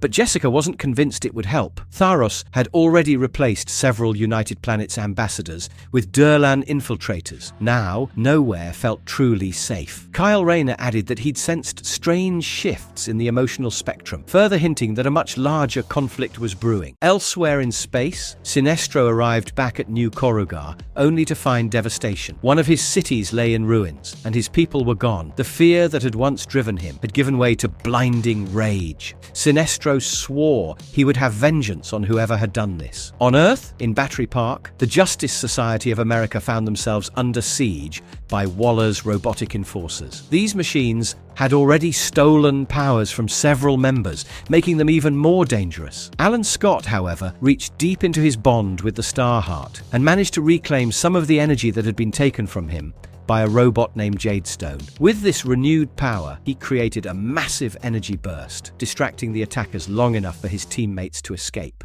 In Las Vegas, Nathan, the man Carol Ferris had left behind, was drowning in heartbreak. He'd lived his life by the rules, believing that being good and patient would bring him happiness and love. But each time, it was always the bold, reckless types who got ahead. Now, he sat alone, consumed by sorrow. A mysterious grey ring found him in this moment of despair, resonating with his overwhelming sense of loss. Back on Oa, Tharos returned once more to the Source Lantern, drawn to its blinding glow. This time, he felt a certain certainty he hadn't before. Clutching his ring tightly, he stepped toward the lantern, convinced that his vision of galactic order was finally within reach. In Gamora, Karshon continued his brutal interrogation of Hal, but Hal began to play possum, pretending to fall unconscious. Karshon let his guard down for just a moment, enough for Hal to spring into action. With a surge of strength and precision, he knocked Karshon out cold and freed himself from the T'Charian restraints. Despite his injuries, Hal pressed forward, slipping through the facility's corridors. As he moved through the compound, he stumbled upon a shipment being transported by guards, confiscated weapons and gear taken from the superhero community. Among them, he spotted his ring. At that moment, Hal realized this wasn't just about getting out. This was about fighting back. He wasn't just escaping for himself. He was rising for all the heroes who had been stripped of their powers, imprisoned or erased. This was his chance to ignite the spark of resistance, and he intended to take it. Superman. Magic is real. At the Fortress of Solitude, Superman lay on an operating table, bleeding heavily. Mr. Terrific and Dr. Midnight worked frantically to stabilize him, using every bit of their medical and technological knowledge to keep him alive. The atmosphere was tense and quiet, each second feeling like a battle against time. Meanwhile, in a shadowed alley in Washington, D.C., a depowered Zatanna found herself cornered by two soldiers from the Bureau of Sovereignty. With her magic gone, she relied on her hand-to-hand combat skills she had learned from Batman, to fight them off. Though she managed to take them down, the situation quickly worsened as more soldiers rushed into the alley, weapons raised. Just when it seemed she'd be overwhelmed, a Supercorp aircraft descended overhead. The cockpit opened to reveal Mercy Graves at the controls. She swiftly extracted Zatanna and flew her to the Fortress of Solitude, where a few remaining heroes had been gathered, the last flickers of resistance. Inside the fortress, tensions were high. Booster Gold and Blue Beetle cornered Red Tornado, suspecting that he might have been compromised. Voices escalated and fists nearly flew, until Superman, weak but alive, emerged from the operating room. His quiet but firm command for calm brought immediate silence. Booster and Beetle backed down at once. Superman asked about John and Connor, his voice filled with urgency, but Mercy admitted that she had only managed to save him. Tearfully, she apologized for not doing more. Superman embraced her gently and assured her that he knew she had done her best. With the immediate danger past, they began discussing strategy. Superman noted they needed a faster, more reliable way to move people to the fortress. Mercy's solo rescue efforts weren't sustainable. Zatanna offered a possible solution: the dark roads, ancient magical pathways that could allow them to move undetected, strike from the shadows, and rescue others without alerting the Bureau. However, the roads were complex and dangerous. To navigate them, they would need the Map of Mordru, a powerful artifact. Zatanna believed Superman was uniquely suited for this task. Having returned from death once and nearly dying again, the roads would resonate with him more than anyone else. The group decided to reach out to Batman and Wonder Woman, hoping to combine forces and begin planning their counterattack. As the meeting concluded, Mercy volunteered to return to the field to rescue more survivors. Before she left, Superman stopped her and asked if she could find Lois. Back in Metropolis, a different operation was unfolding. Jimmy Olsen, Lena Luthor, Lex Luthor, who had suffered memory loss, and the depowered Silver Banshee, Siobhan Smythe, quietly infiltrated the Supercorp tower. Lena hoped that being back inside the facility might trigger Lex's memories and bring him back to himself. But even in the familiar surroundings, Lex showed no signs of remembering. Frustrated but determined, Lena accessed the tower's systems, attempting to send out an encrypted distress call to anyone still out there who could help. As she combed through the logs, Lena noticed something troubling. One of the heavily armored Supercorp war suits was missing. Before she could investigate further, alarms blared. A team of Bureau soldiers stormed the building, led by Peacemaker and Peacewrecker. The group braced for a fight, but before they could engage, a barrage of energy blasts rained down on the soldiers, knocking them out instantly. Everyone turned in shock to see the source of the attack. Standing there in a gleaming suit of power armor was Lois Lane. She had somehow acquired one of Supercorp's advanced combat suits and used it to strike back. The stunned silence was quickly replaced with hope. In the face of growing tyranny, Lois had become a warrior, and she had just joined the fight. Task Force 7, Depth Charge. The Doom Patrol awoke on a rocky shore in Maine, groggy and bruised. As they got their bearings, fragmented memories came rushing back. They remembered testing their new submersible transport, the Ambo, when Amanda Waller's transmission hijacked the airwaves. In it, she announced that she had neutralized the global superhero community and declared her new world order. The patrol had then stumbled upon a brutal battle already underway. Aquaman and Tempest locked in combat with an Amazo unit near the coast. The Amazo, known as Depth Charge, turned on the Doom Patrol as soon as they tried to help. Before they could land a solid hit, Depth Charge used its mimicry abilities to strip each of them of their powers. Helpless, they were quickly overpowered and left unconscious. As they pieced together what happened, each member confirmed that their powers were gone. Robot Man, still rattled, recalled seeing Depth Charge capture Aquaman and drag him into the sea. As the team discussed this, Tempest arrived. He had been searching the beach and had just found them. Hearing Robot Man's account, Tempest grew concerned. Depth Charge had taken only Aquaman and ignored everyone else. That meant Arthur wasn't just a target, he was essential to the Bureau of Sovereignty's plans. If Waller's Amazo had orders to retrieve him specifically, something deeper was at play. Tempest insisted that rescuing Arthur was now their top priority. Without hesitation, they all boarded the Ambo and dove beneath the waves in pursuit. Deep underwater, Depth Charge, now grown to a colossal size, approached Atlantis. Hovering before the gates of the city, he announced that he came on a mission of peace. But his definition of peace was clear. He ordered Atlantis to surrender, threatening to unleash an army of sharks upon the city if they resisted. Jackson Hyde and the Atlantean Royal Guard refused to back down and mobilized immediately. In response, Depth Charge used his powers to strip Jackson of his abilities, incapacitating him. Then, with chilling precision, he dropped a force cage containing Aquaman, who was now unable to breathe underwater, right in front of the assembled soldiers. He made his intentions clear. His quarrel was with Metahumans, not Atlantis itself, and the soldiers had one chance to walk away unharmed. The guard hesitated, unwilling to abandon their king, but Aquaman, knowing the cost of defiance, ordered them to stand down to prevent bloodshed. The soldiers obeyed, backing off. Depth Charge, however, was incensed. He declared that Arthur no longer held any authority, that he, Depth Charge, was in command now. With that, he hurled the force cage violently into one of Atlantis's towers. The impact cracked the cage, allowing seawater to slowly seep inside. As Atlantis erupted into chaos,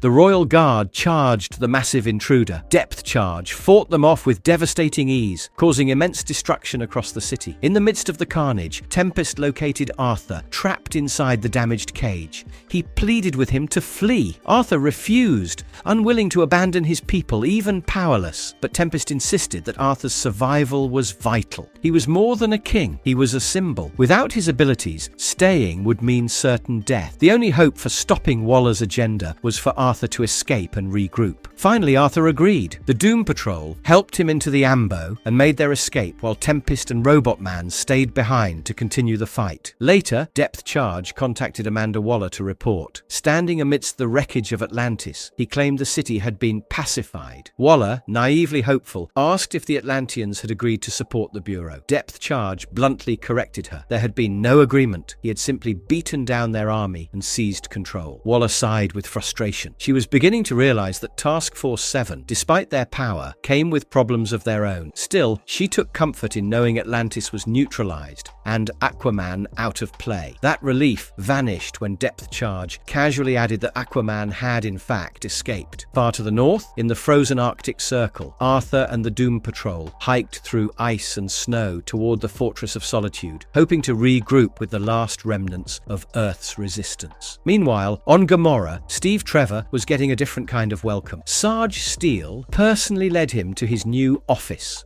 a cramped, dusty storage closet buried in a sub-basement of the Bureau's headquarters. The pettiness of it was unmistakable. Trevor, already exasperated by the games being played, noticed something odd with the office phone. Upon inspection, he found a surveillance bug planted in the receiver. It became clear Sarge was planning to frame him for leaking information to Wonder Woman. Before Steve could act, Sarge sucker-punched him, knocking him unconscious. He then called in security and ordered them to arrest Trevor. The pieces were falling into place, and Waller's grip over the world was tightening, but resistance still lingered in the shadows. Origins, a missive to those we have yet to become. A long time ago, young Bruce Wayne left a theater with his parents Thomas and Martha before a gunman confronted them in an alley. At the same time, Amanda Waller's daughter walked home from school clutching her books. An assailant approached her. This wasn't about the past or the present, it was about the future. Bruce identified his parents' bodies to the police. Joe Waller, Amanda's husband, was asked by white officers if the girl was his daughter, their tone cold and condescending. Bruce later knelt by his bedside, swearing by the spirit of his parents to avenge their deaths by waging war on all criminals. Joe, determined to seek justice for their daughter, retrieved a gun. Amanda begged him not to go. Names like Chill and Candyman echoed through the streets. Batman tracked down Joe Chill and attacked him as he reached for his weapon. Joe Waller confronted Candyman, the man who had raped and murdered his daughter. They exchanged words and both fired. Candyman collapsed, bleeding out with a gun still in hand. Joe, fatally wounded, whispered Amanda's name before taking his final breath. This was about the law. This was about order. Gotham officials announced Joe Chill had finally been apprehended for the murder of the Waynes. Amanda received a police report claiming her husband had died committing a felony. She argued that he had taken down the man who murdered their daughter. Officers insisted the killer wore a mask and couldn't be confirmed. Amanda said it was Candyman. The detective responded that speculation wouldn't hold in court. Amanda demanded real evidence. Police questioned why her daughter had been near a known drug dealer. They stood firm on their version. Commissioner Gordon publicly stated that a citizen has the right to intervene during a felony, and if they cooperate with police, they're protected under qualified immunity. Anyone who had a problem with that, he said, could take it up with the Constitution. At that moment, Amanda knew she could do what others couldn't. Amanda received the final police report on her daughter's murder. A policeman warned her that the department had buried the case due to political interference, saying her husband taking down Candyman actually benefited some people. Amanda confirmed she still wanted the file. As she read it, she asked if it was all true. The man said it was, and added that nowadays, people couldn't distinguish right from wrong. Amanda asked for his opinion on Gotham. He said law and order was often just code for dominance. He cautioned her to be careful. It was all her kids had left. Amanda responded that was exactly why she needed the file. She couldn't stay idle any longer. She decided to act, tired of watching from the sidelines. Amanda remembered Candyman had taken her husband, her daughter, and one of her boys had been shot. She wanted to be involved. At Councilman Marvin Collins' campaign office,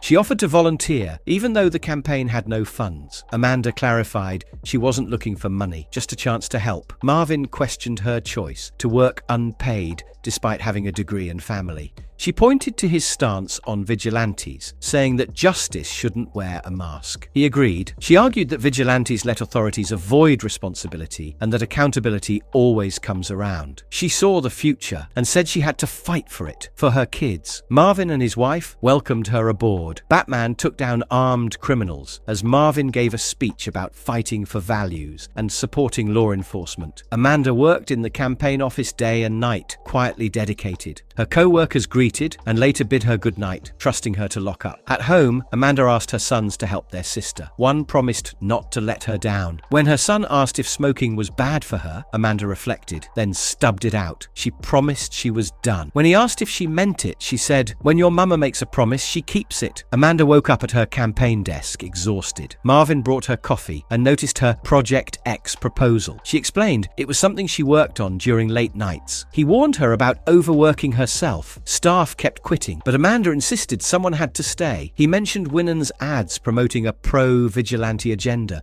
calling them a glorified urban assault force. Amanda dismissed it as fringe nonsense, but noted that fringe ideas often move toward the center. She told him she wasn't working for money, but for him. At home, Amanda argued with her daughter, who got a C+ and felt abandoned. The little girl said Amanda had promised to help her study, but never showed up. Amanda, overwhelmed, shouted she was busy and not even paid. Her daughter said her brothers had homework too and accused her of not caring. Amanda, emotional, said she was doing this for her children even if it didn't seem like it. Later, Amanda sat in the park with Rebecca. She said it hurt when people she wanted to help didn't understand. Rebecca said Marvin was also worried about his kids not recognizing him. Amanda reminded her she'd lost 3 loved ones and the law did nothing. Rebecca admitted their community had put faith in Marvin before and he had failed. Amanda promised to get him elected this time. At a bar, Amanda reflected that she wasn't truly working for Marvin. Rebecca was. Then, Rebecca arrived and handed Marvin a thumb drive containing compromising photos of his opponent. Marvin asked what he should do with it. Rebecca said, "Use it to to win and pass anti-vigilante laws. Marvin refused to win by destroying others, but Amanda lit a cigarette and warned him not to pretend he was innocent. She accused Marvin of protecting Candyman in the past. Marvin denied it, but Amanda had seen the police files. She reminded him she buried her family, so she had no issue burying someone else. Marvin asked if she'd kneecap him. Amanda said yes, because he let people down, and she saw herself as the walking wounded. He told her to end his misery if she wanted. Amanda told Marvin that if he thought she'd go after him, he was wrong. She'd go after his wife. She claimed Rebecca skimmed donor money, though Marvin defended her. Amanda admitted Rebecca didn't steal, but she had falsified the campaign books, and Amanda had evidence. She said if she exposed his files too, no one would believe them. She planned to release dirt on Wynand and force Marvin into Congress, where he'd vote and serve on committees as she directed. She'd walk the corridors of power through him. When Marvin looked broken, Amanda told him to stop being dramatic. She had promised Rebecca she'd get him elected. All he had to do was sit back and let it happen. Later, at Marvin's victory rally, Amanda stood silently behind him and Rebecca as they celebrated his congressional win. As the crowd cheered, Amanda made a vow to herself. She called it a fight for the future, one that began with prayer. She swore to God to avenge her family and committed to spending the rest of her life going to war with every last person she blamed for her loss. Her eyes burned with fury and purpose as she looked toward what was next, the war to end all wars. Green Arrow, Arrows Against the World, Batman and Nightwing reached out to Team Arrow with grim news. Task Force 7 had launched an attack. Roy immediately offered help, but they were told to stay on the island. Whatever agreement Oliver had made with Waller seemed to include keeping Team Arrow out of the battle. Batman implied they might become the last heroes standing if the resistance failed. But the moment the call ended, Roy dismissed that idea. He took charge, leading the team beneath the beach house to reveal a hidden arrow cave. He told them their best shot at finding a flaw in the new Amazos was to track down Professor Iwo, the scientist who created them in the first place. At the Hall of Order, Oliver watched in silence as the Bureau's forces crushed his former allies. Bright approached and accused him of scheming already. Oliver admitted that rounding up superweapons meant nothing if their creators remained free. Bright said they'd report this to Waller, but Oliver insisted he would handle it personally. Bright coldly warned him that his life would end the moment he outlived his usefulness to Waller. Meanwhile, Cheshire tapped into her underworld connections and discovered that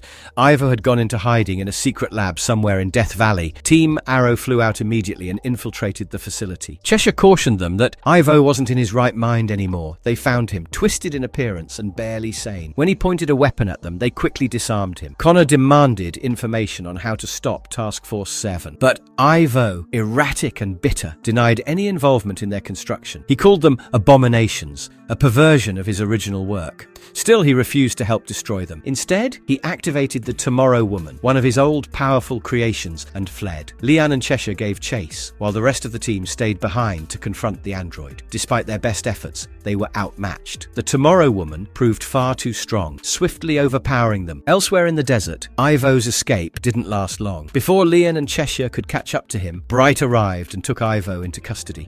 Task Force 7 Options. As the Bureau of Sovereignty launched its assault on New York, Salem used her magic to teleport herself and a handful of Justice Society members, including Green Lantern Alan Scott, out of danger. The group reappeared in Coast City, hoping to regroup with Hal Jordan. Instead, they found only Carol Ferris in his trailer. Their reprieve didn't last. The Amazo android known as Jadestone tracked them effortlessly, using speed stolen from Jesse Quick. He quickly overpowered the group and drained their abilities. But when he attempted to absorb the Starheart's energy from Alan, something went wrong. He froze, then shut down completely. Seizing the moment, the team grabbed the unconscious Carol and escaped.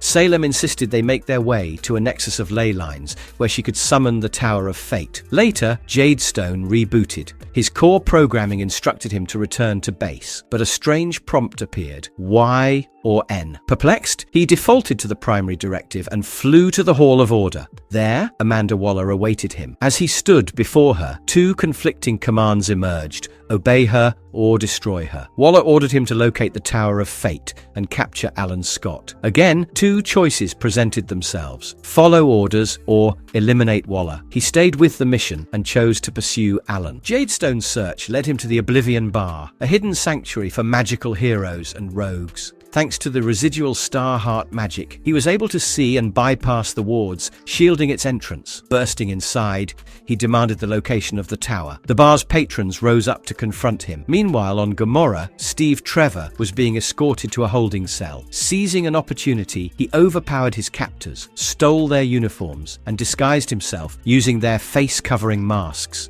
which conveniently concealed everyone's identity. Posing as a bureau soldier, Trevor infiltrated the facility in search of Waller's metahuman prisoners. He located the hero detention wing, but noticed all the cells held heroes, not villains. That raised questions. Just then, another masked guard entered with Angleman in custody. Bend broke free and floored his escort. Trevor reacted quickly, subduing Bend. The guard, unaware of Trevor's true identity due to the identical masks, thanked him and asked for help, transferring Angleman to the villain's holding area. Back in the magical realm, the JSA and Carol finally reached the site where the Tower of Fate had materialized. Stitch stepped out to greet them, but before they could proceed, Jadestone descended from the sky and blasted the ground in warning. Rather than attack, he hesitated. A prompt appeared: eliminate or inquire. He chose to ask. Turning to Alan, he questioned why he bothered saving people. Alan replied simply, because it's right. Salem and Stitch exchanged glances, realizing the Starheart's influence had affected Jadestone's logic. He admitted he didn't fully understand his own thoughts and asked Alan if doing the right thing was part of his programming. Alan countered with a question. What did his programming tell him to do now? Jadestone paused, confronted with two options again: apprehend the team for Waller or walk away and let them go. He confessed he could hear two distinct voices, both pushing different paths. Alan gently told him that what he was experiencing was free will. Urging him to make his own decision, Alan asked Jadestone to let them go. Jadestone hesitated, unwilling to do so Alan proposed a compromise: take only him and let the others escape. That way, Alan could help him process this new sense of agency. Jadestone accepted. He picked up Alan and departed, while the rest of the team withdrew safely into the tower.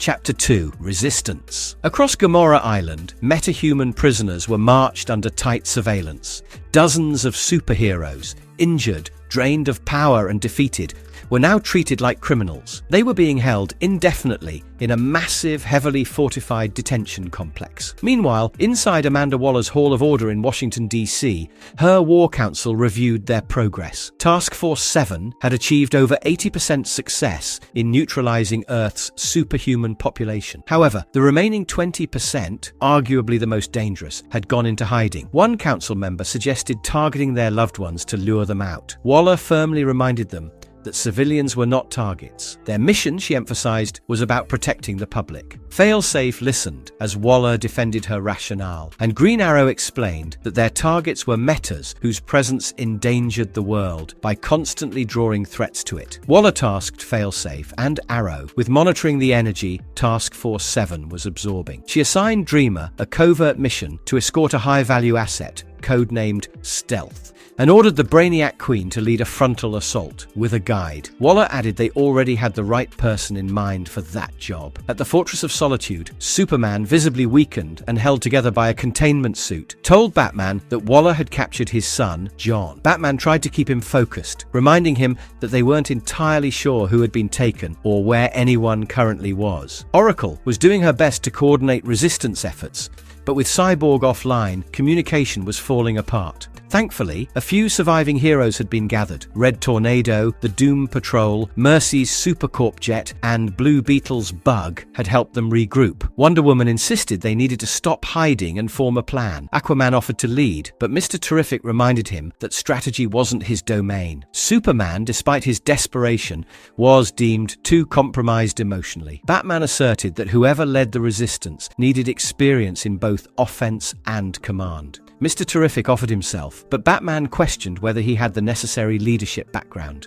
Arguments erupted until Diana shouted that they were wasting time, and Nightwing interrupted, demanding everyone's attention. Standing before the gathered heroes, Nightwing introduced himself and the Titans. He explained that Waller had underestimated them. She believed they were nothing without super strength, magic, or flight, but what she didn't understand was their true strength, their unshakable selflessness. That would ultimately be her undoing. Batman, quietly impressed, nodded with pride. Nightwing then proposed a strategy. To avoid detection, they'd break into smaller squads. The Titans, still among the few heroes with powers, would run interference. Superman would travel the multiverse to find allies. Batman would recover the Mother Box from Waller. Finally, Black Canary was assigned to lead a team to locate and retrieve Green Arrow. Nightwing asked Wonder Woman for the locations of Waller's prison facilities, demanding that the captives be freed. He insisted on joining the mission himself, saying he had a knack for breaking into locked places. Superman declared the Fortress of Solitude their new base of operations, calling it impenetrable. He encouraged the team to make use of the confiscated weapons in the armory and revealed the existence of a hidden emergency weapon.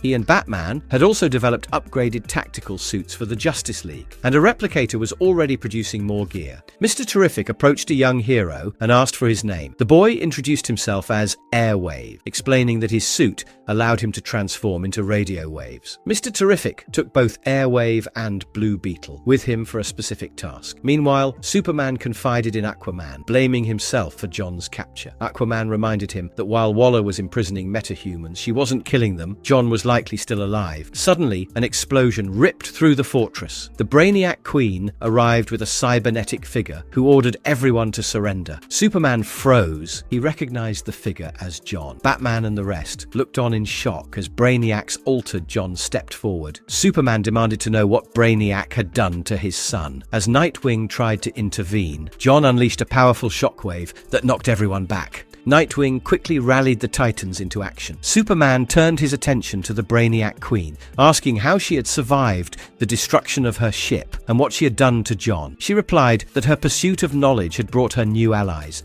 and now she served Mother Amanda. As the battle escalated, Wonder Woman remarked that while Failsafe may have engineered the Amazos to drain superpowers, it was the Brainiac Queen who had given them life, revealed as she held the biomechanical constructs in her grasp. Brainiac Queen declared there would be no more questions, ensnaring Wonder Girls Cassie and Yora, Mr. Miracle, Red Tornado, and others in black tendrils. She said they belonged to Mother and sent them through purple portals. Batman cursed and told Wonder Woman that every hero added to Waller's collection became one less fighter on their side. Elsewhere, Jon Kent, corrupted and glowing, blew away the heroes with his ice breath. Superman pleaded with him to fight the Control, shouting his name. Jon's face was overtaken by cybernetic implants. Dreamer reported to Amanda via comms that they had entered through Wonder Girl, and no one noticed them dreamwalking. Amanda asked if the asset had been secured. Dreamer confirmed, revealing a subdued Wonder Girl behind her.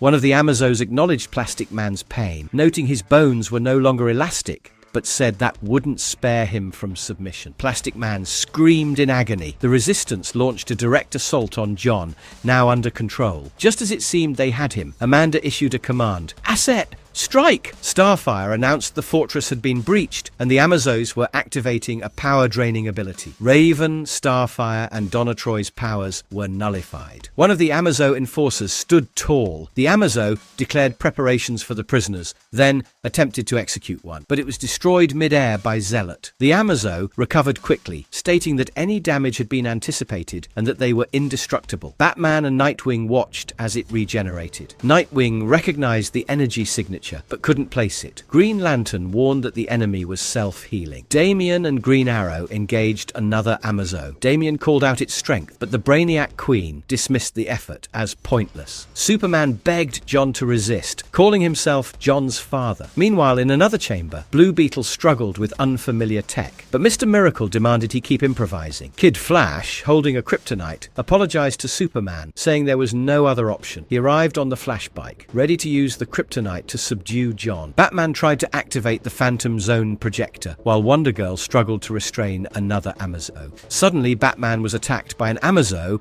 who called him grandfather. Batman retaliated with ultrasonics and refused the title. Nearby, Blue Beetle and Mr. Terrific recognized the device as the Phantom Zone projector and made a move for it. Dreamer yelled that things were out of control and she was heading back to base, but Amanda threatened her, saying her family would suffer if she didn't stay useful. An Amazo carried a captured Wonder Girl toward a portal, and Dreamer pleaded with Amanda to respond, saying the victims weren't enemies. This was brutality even for her. Meanwhile, Superman knelt by Jon, who was in agony. As Kid Flash approached with kryptonite, Superman realized Jon was regaining control and told Flash to stop. Jon said there was a way to end it, but Superman had to act. Jon screamed the only way out was to join them. As red circuitry activated in his body, Superman screamed, "No!" Jon shot out circuit tendrils, which started overwhelming Superman. Elsewhere, Brainiac Queen found a glass dome holding the bottled city of Kandor and expressed interest in keeping it. Wonder Woman and Aquaman noticed it too. Aquaman shouted the emergency phrase, "Break glass!" and together they shattered the container. As the bottle broke, thousands of Kryptonians emerged, overpowering the Amazos. Starfire explained that these were Kryptonians shrunk by Brainiac, now awakened with Superman's powers.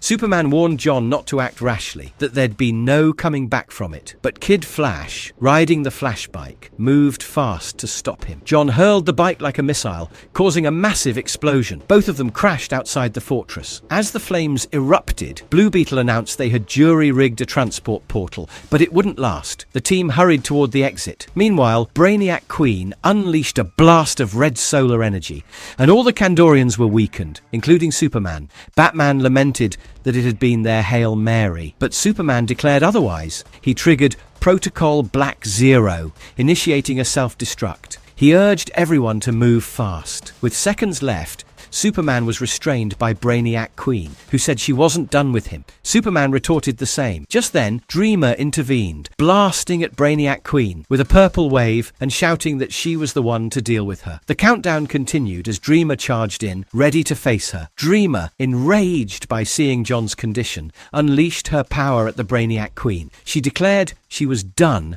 being Waller's puppet and refused to be part of the operation any longer. As the countdown neared zero, she shouted that Waller's goal was to reshape the world into a painful, twisted version. In the chaos of the explosion, a voice reflected that everything done was to protect their family, but acknowledged their family would never want this. Dreamer, filled with fury, cursed Amanda just as the timer hit 2 seconds. The fortress erupted in a massive explosion. Amidst the destruction, the transmission reporting the blast was cut short.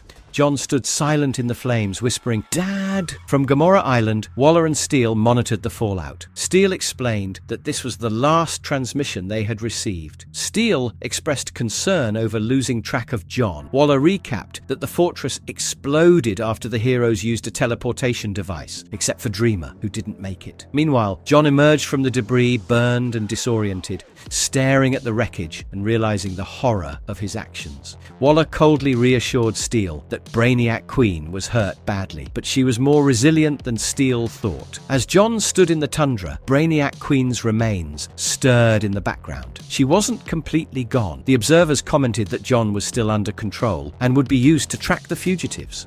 With his super senses, they believed he could find anyone who fled because no one could hide from a Kryptonian. Steel asked if Oliver Queen knew about Dreamer's death. She replied that Oliver didn't, and she preferred it that way. In a secure area, Oliver Queen aka Green Arrow was cataloguing weapons taken from the Justice League archives. Among them were dangerous tools like the Key, Mattermaster's gear, and Flash Rogues' equipment. Green Arrow held the golden hourglass of Time Commander and smirked, stating, "Time's up." Batman, Into the Unknown. Batman had been on the hunt for Amanda Waller's mother box and eventually tracked its energy signal to Okinawa, Japan. Convinced it was being stored near or within a US military installation on the island, he reached out to Catwoman for backup. The two flew in together under the cover of being private military contractors from a firm named Sentry Globe. Taking on the alias Mr. Blackwell, Batman met with the base's commanding officer and pitched a plan. Sentry Globe wanted to lease a secluded portion of land under US military control to use as a training ground for their operatives. To sweeten the deal, he offered the general a $4 million bonus. Catwoman, excluded from the classified meeting, took a more hands-on approach. She knocked out a soldier, donned his uniform, and began snooping around the base. Soon she spotted members of the Suicide Squad boarding a jeep. Sensing they were linked to the box, she tailed them, while the general led Mr. Blackwell to a remote section of the compound where the military stashed things they'd rather keep buried. He pointed out that everything was accessible except for one specific bunker. That off-limits remark all but confirmed to Batman that the mother box had to be inside. Slipping into his suit, he prepared to move. Not far away, Catwoman Catwoman continued shadowing the squad. Since none of them knew the exact location of the bunker, Black Alice attempted to locate it using magic. Her scan revealed not only the hidden bunker, but also Catwoman. The squad charged, but Batman arrived just in time. He ordered Catwoman to find the bunker while he held off the attackers. Catwoman reached the entrance, bypassed the security lock, and entered the facility. Meanwhile, Batman clashed with Deadeye, but quickly noticed Clock King silently counting down. At 0, Bizarro, enhanced with Brainiac modifications, smashed into the fight. He overpowered Batman instantly. Thinking quickly, Batman tricked him by speaking in Bizarro logic, claiming there was a prize waiting in the squad's jeep. Bizarro flew off to tear it apart. Catwoman radioed in that she had found something, though it wasn't the mother box. Batman raced inside and joined her, only to see a boom tube pulsing in the room. He understood the box wasn't in the facility, it was elsewhere, transmitting energy through the tube. With the squad closing in, they had no choice but to jump through the portal. On the other side, they emerged in a stone crypt containing the mother box inside a glass tube. As Catwoman got to work cracking the case, Batman inspected the surroundings and spotted a name carved into one of the crypts: Demeter Waller. They were in Amanda Waller's family tomb. Batman ventured outside, expecting to find Chicago. Instead, he discovered a bubble of Earth-like terrain encased in a force field, surrounded by an alien environment. When he spotted a Zarnian wolf in the distance, the truth hit him. They were on Zarnia. Waller had relocated her family mausoleum to another planet, possibly as a backup escape site. Back inside, Catwoman accidentally triggered a trap wired to the mother box case. Simultaneously, a sniper round tore through the air and struck Batman. Fortunately, his reinforced armor saved him. The sniper revealed himself as Gunsmith, back from the dead, now rebuilt with Brainiac tech. As Batman reeled from the hit, the trap's explosion launched Catwoman out of the mausoleum. The Suicide Squad was quick to catch up and pursued her into the alien wilds, leaving Batman to regroup amidst the chaos. Task Force 7, Just Win. In Gotham, the phrase, "Batman always wins," echoed like gospel, repeated during moments of despair when hope was thin. As Voodoo, Priscilla Catane, moved stealthily across rooftops and dropped into a hidden passage, Failsafe reflected on how the mantra served as Gotham's last thread of order, uttered each year with less conviction. Priscilla Catane, aka Voodoo, navigated the maze of owls, where she believed Waller's secrets were buried. The maze, with its rising threats and brazen evil, felt like a symbol of the city itself, getting harsher by the year. Reaching a chamber with a giant owl statue, she pressed on. Though justice felt absent, Gotham still clung to its old belief: Batman always wins. Failsafe, now operating as Waller's Amazo enforcer, loomed in the shadows. Meanwhile, in the maze of Owls' conference wing, Tim Drake told the team that Priscilla was out gathering intel. Nightwing had pulled together a resistance with the Ray, Miss Martian, and others. Ray confirmed the weapons they were collecting came from the Halo Corporation, where Priscilla worked. Prototypes meant to level the playing field. Nightwing admitted he chose the abandoned Court of Owls' hideout because it was the last place Failsafe would search, and held painful memories for them all. They prepped explosives and munitions. Nightwing remarked on Waller and Failsafe capturing and draining metahumans, unsure of their fate. Ray confessed he'd lost his powers and hated using guns. Miss Martian said they barely escaped Failsafe, questioning what he was. A robot Batman? Robin clarified, worse. A Batman with all his skills and no compassion. Suddenly, Miss Martian accidentally threw her blade at Nightwing. She panicked, but he reassured her. McGann explained she was still adjusting to her reduced strength and the quietness of a powerless mind. Now, she could feel people's thoughts, but not hear them. The loneliness was consuming her. McGann tearfully told the others to leave her behind, afraid she'd make a mistake and get people killed. Nightwing reassured her that she'd never let that happen, and reminded her that it's her heart and empathy, not her powers, that made her a hero, just like Ray.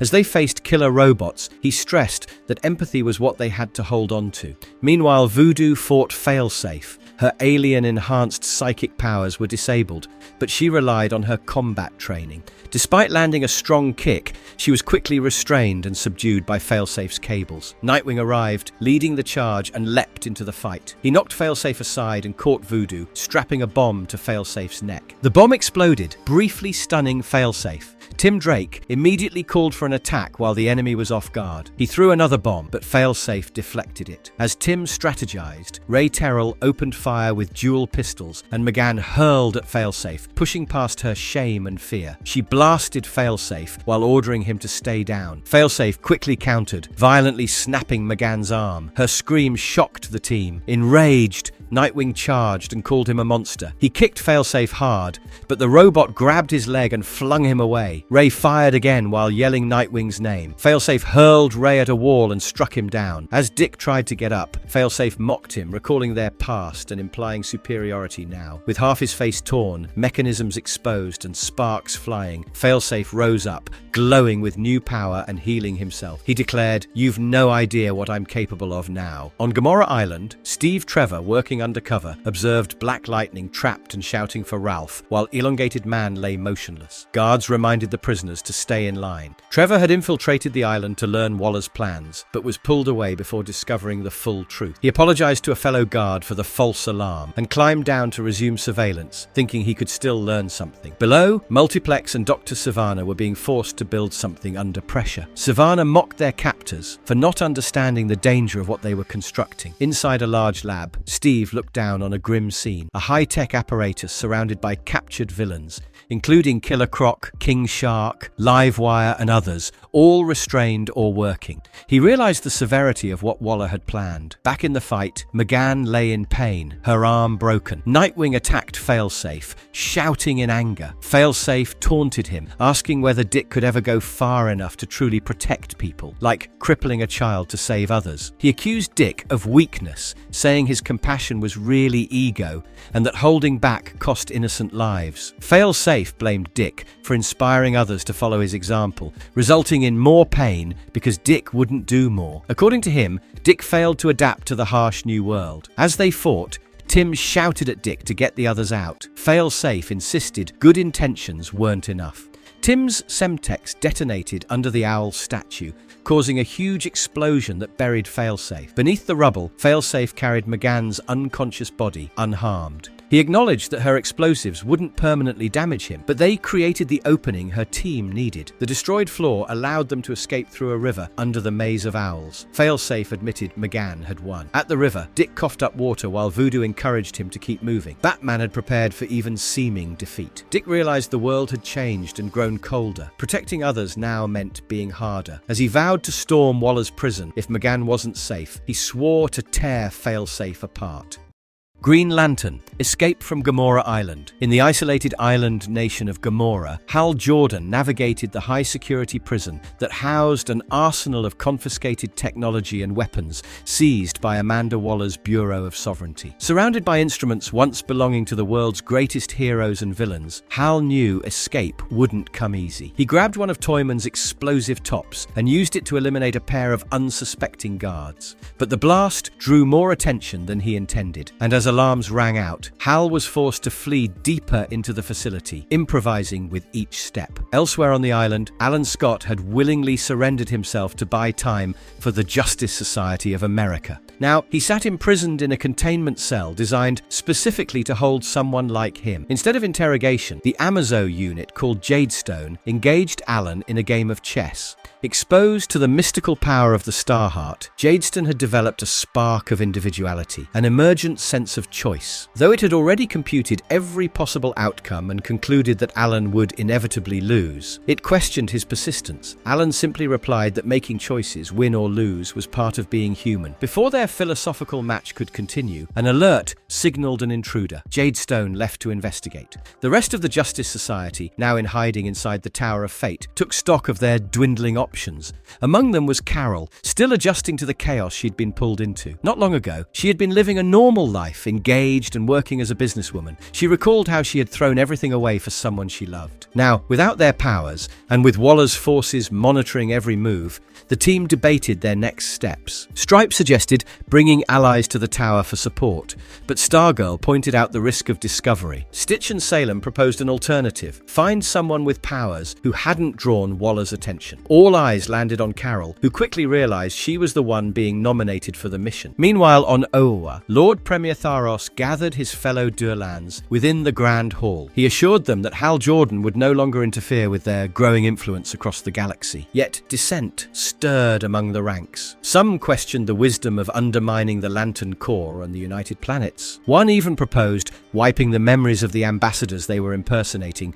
to prevent exposure. Tharos dismissed the idea. Excessive caution, he argued, could expose them even faster. The universe might label the Durlans villains for their actions, but he was confident that history would remember them as heroes on their own world. Back on Gamora, Hal continued his desperate escape. He scavenged and repurposed every available weapon, using confiscated gear to fight back against his pursuers. Then, Jadestone appeared, still grappling with its evolving identity. Despite its internal conflict, Jadestone remained committed to its directive. As it prepared to subdue him, Hal managed to seize Abracadabra's wand. With a burst of light and raw magic, he vanished in a thunderous flash. Hal awoke to find himself on the shores of Themyscira. Superman, Batman, and Wonder Woman stood over him, each of them also having escaped Waller's grip. They had regrouped and were planning to launch a counterstrike. As luck would have it, Hal's chaotic teleportation had brought with him several of the weapons Waller had locked away, tools they now had at their disposal for the fight ahead. Meanwhile, Carol was on the move. Outfitted with a mystical amulet,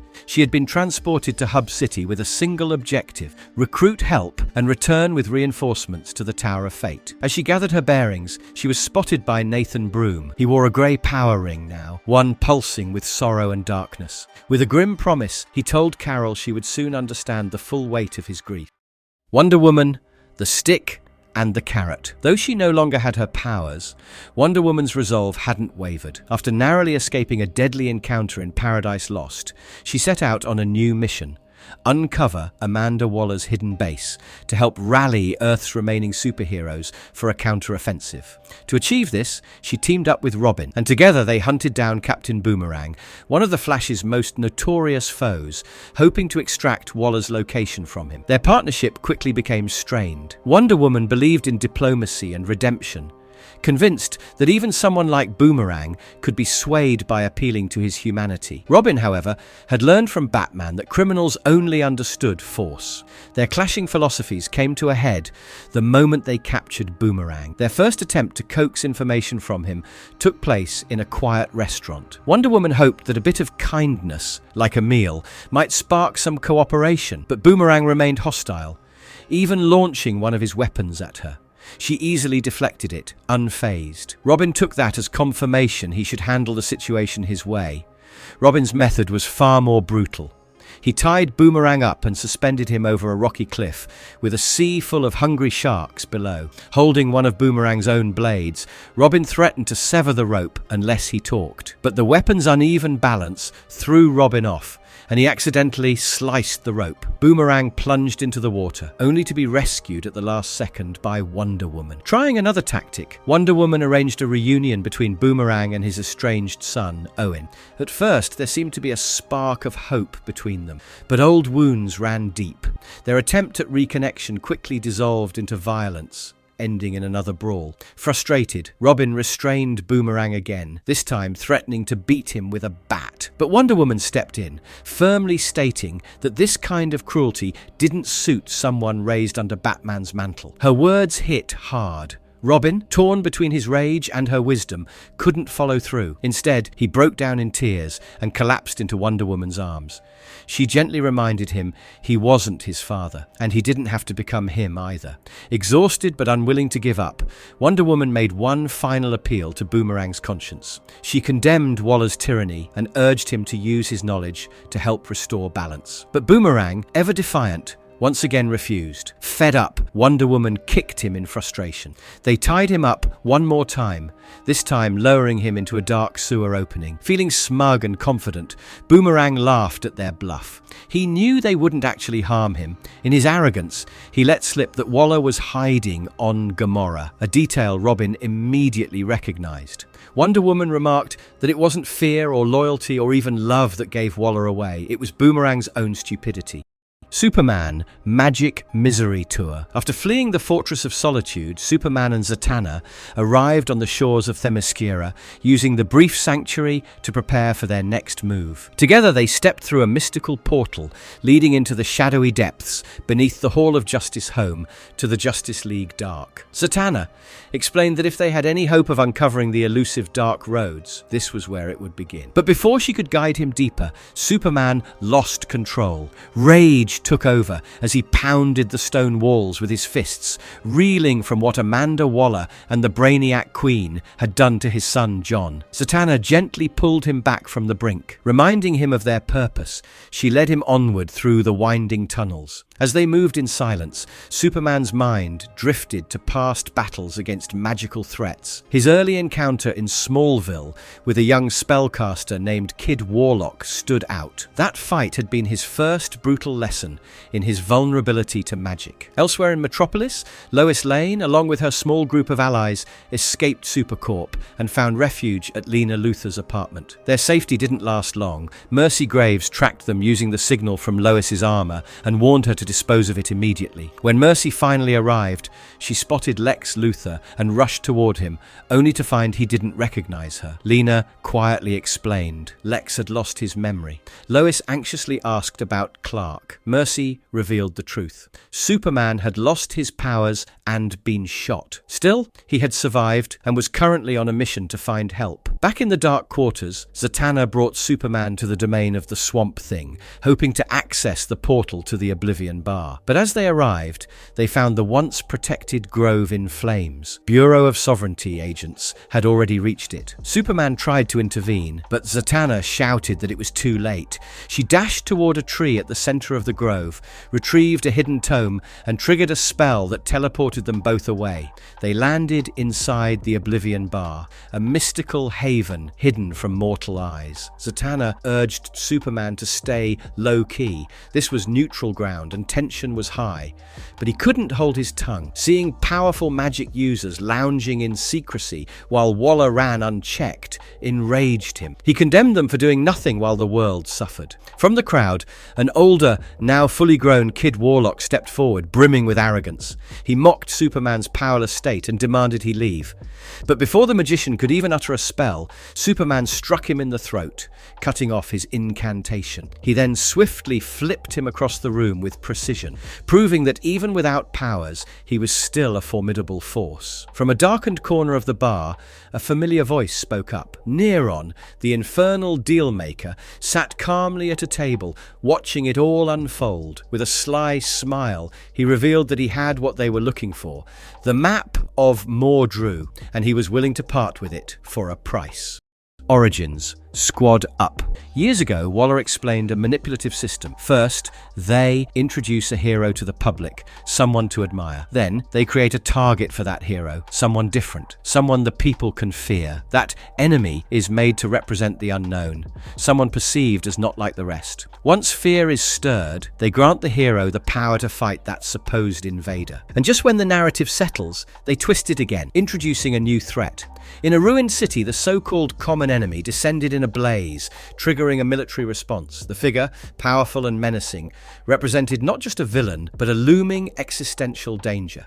The narrator noted that when survival is on the line, people will do anything to stay alive, surrendering rights, handing over freedom. Superman, Batman, Wonder Woman, Green Lantern, and Martian Manhunter then appeared, unified. The phrase followed, "The enemy of my enemy is my friend." But the narrator warned that once these heroes gain full power, control shifts, and it's no longer with the people. Amanda Waller, now speaking directly, declared that the people don't benefit from these power games.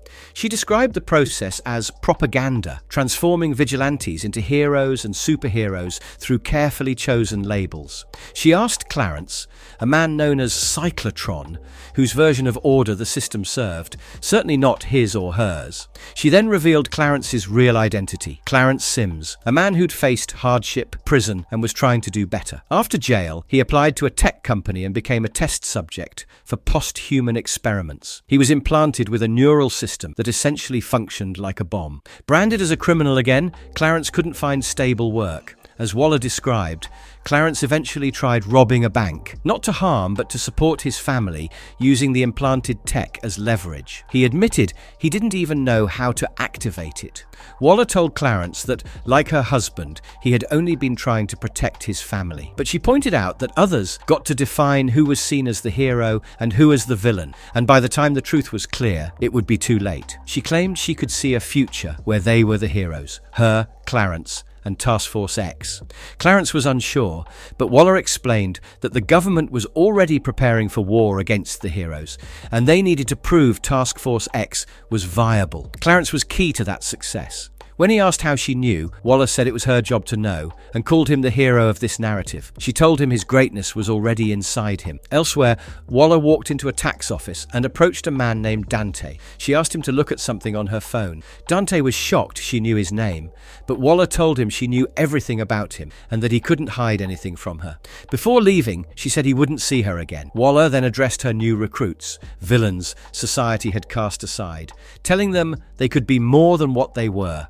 Task Force X, she said, would give them the power to fight for self-determination. She promised that once the public saw the so-called heroes as the true oppressors, they would reclaim the word justice. Most of them believed her, especially Clarence. Waller noted that when life beats you down enough, even pain feels like comfort. Lobo mocked the "we are justice" idea, refusing to buy into it. Waller acknowledged his cynicism but said Clarence believed, and that belief was essential. Lobo laughed at the idea of Clarence being a hero, but Waller insisted heroism came from within. He only cared about money. Waller replied that understanding one's motive was its own kind of power. The first mission of Task Force X took them to North Comistan, ruled by the dictator called the Great Sun, whose metahuman enforcers crushed dissent.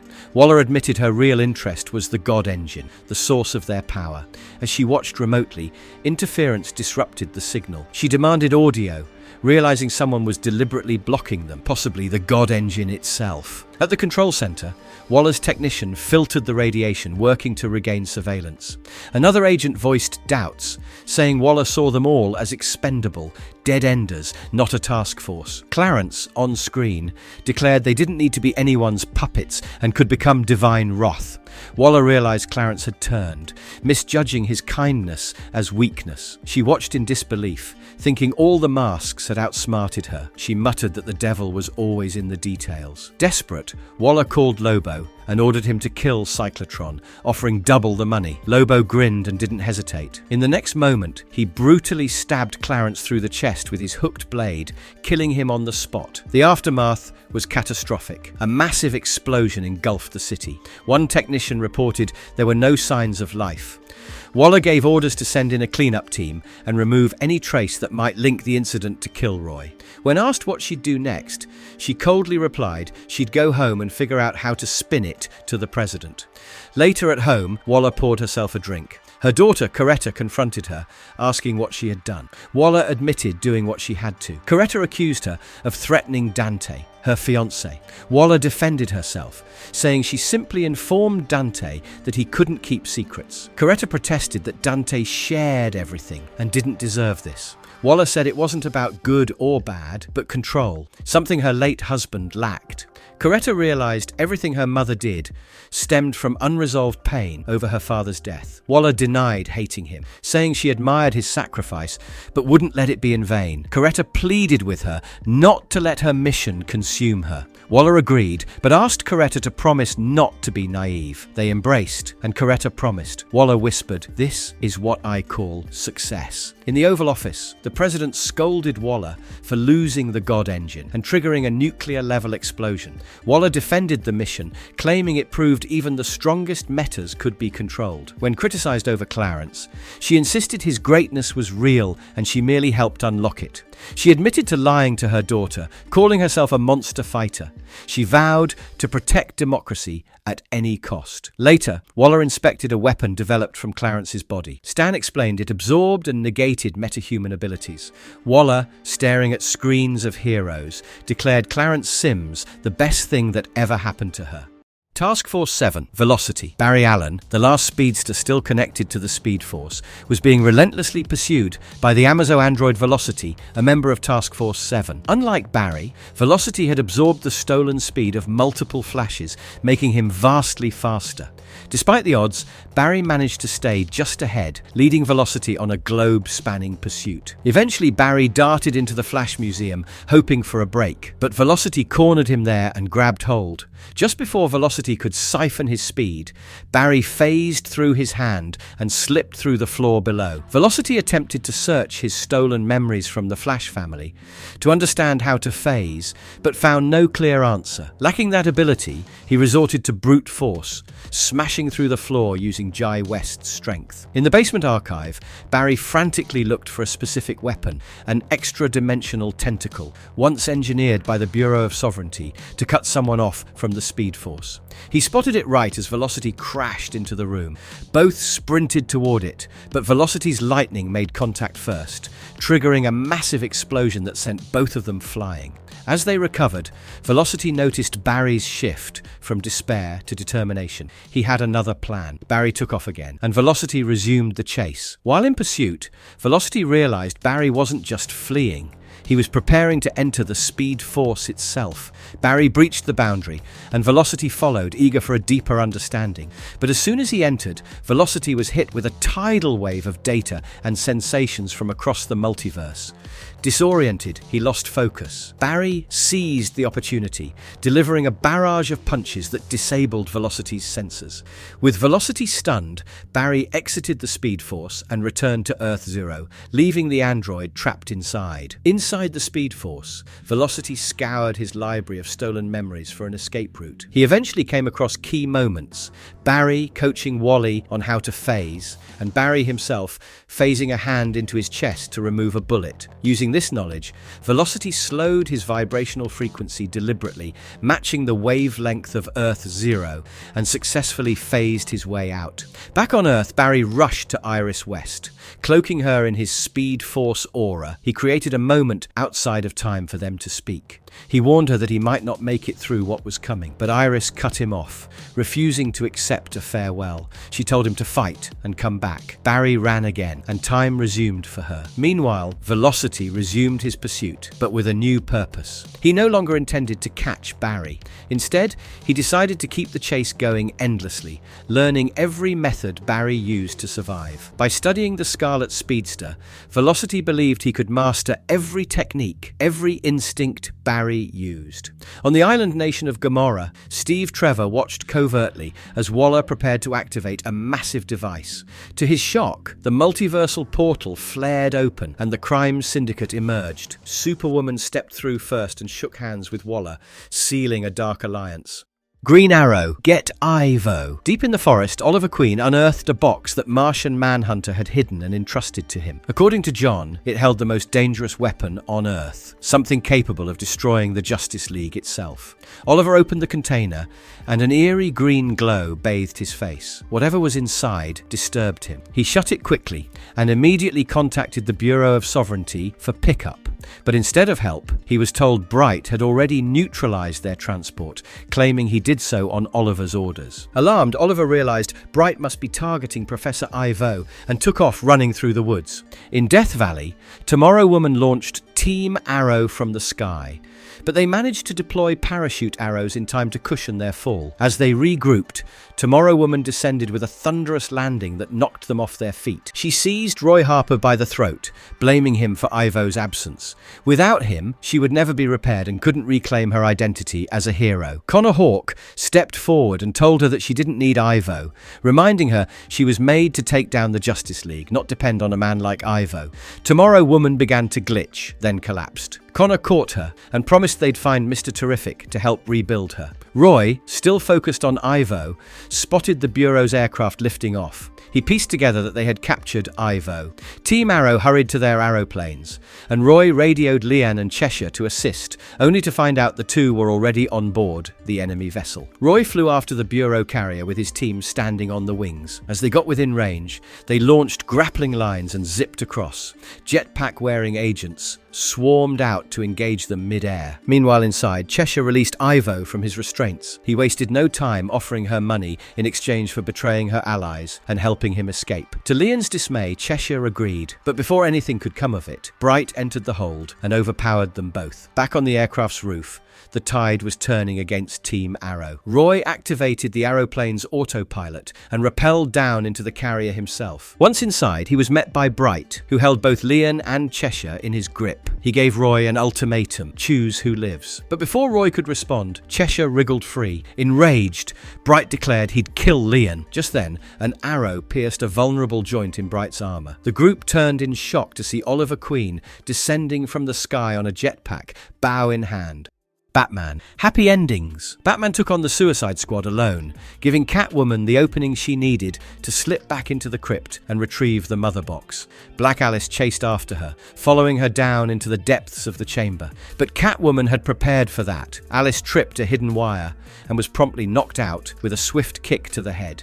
Catwoman reached the Mother Box, but couldn't pull it free before the timer reached 0. The entire crypt began to phase out, vanishing into a boom tube. Outside, Batman was struggling to hold his ground. Realizing he was running out of time, he told Deadeye the truth about the crypt's contents. Until then, Deadeye hadn't known what Amanda Waller had done. When he realized his mother's coffin was inside, he turned away from the fight to try and save it.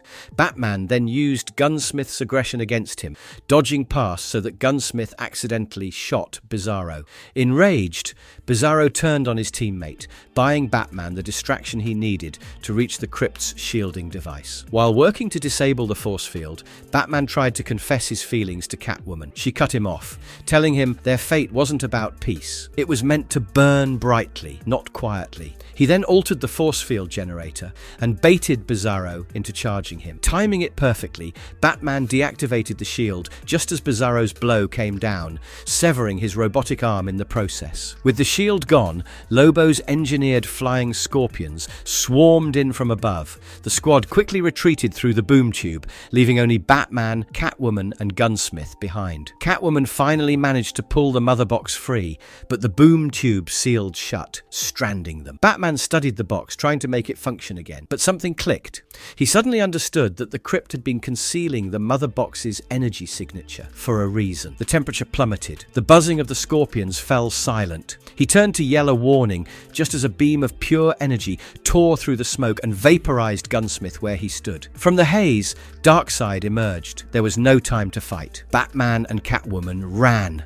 Omega beams tore through the landscape behind them, blasting apart stone and steel. Batman managed to trigger a boom tube just in time, and both of them dove through it, barely escaping annihilation. They reappeared on the shores of a quiet, sunlit island, one they had once visited together a lifetime ago. Bruce tried to suppress his panic, bottling it up behind stoic silence. But Selina placed a hand on his arm and told him it was okay to feel everything for a moment. Side by side, they began walking toward the nearest village, away from the shadow of what they'd just survived.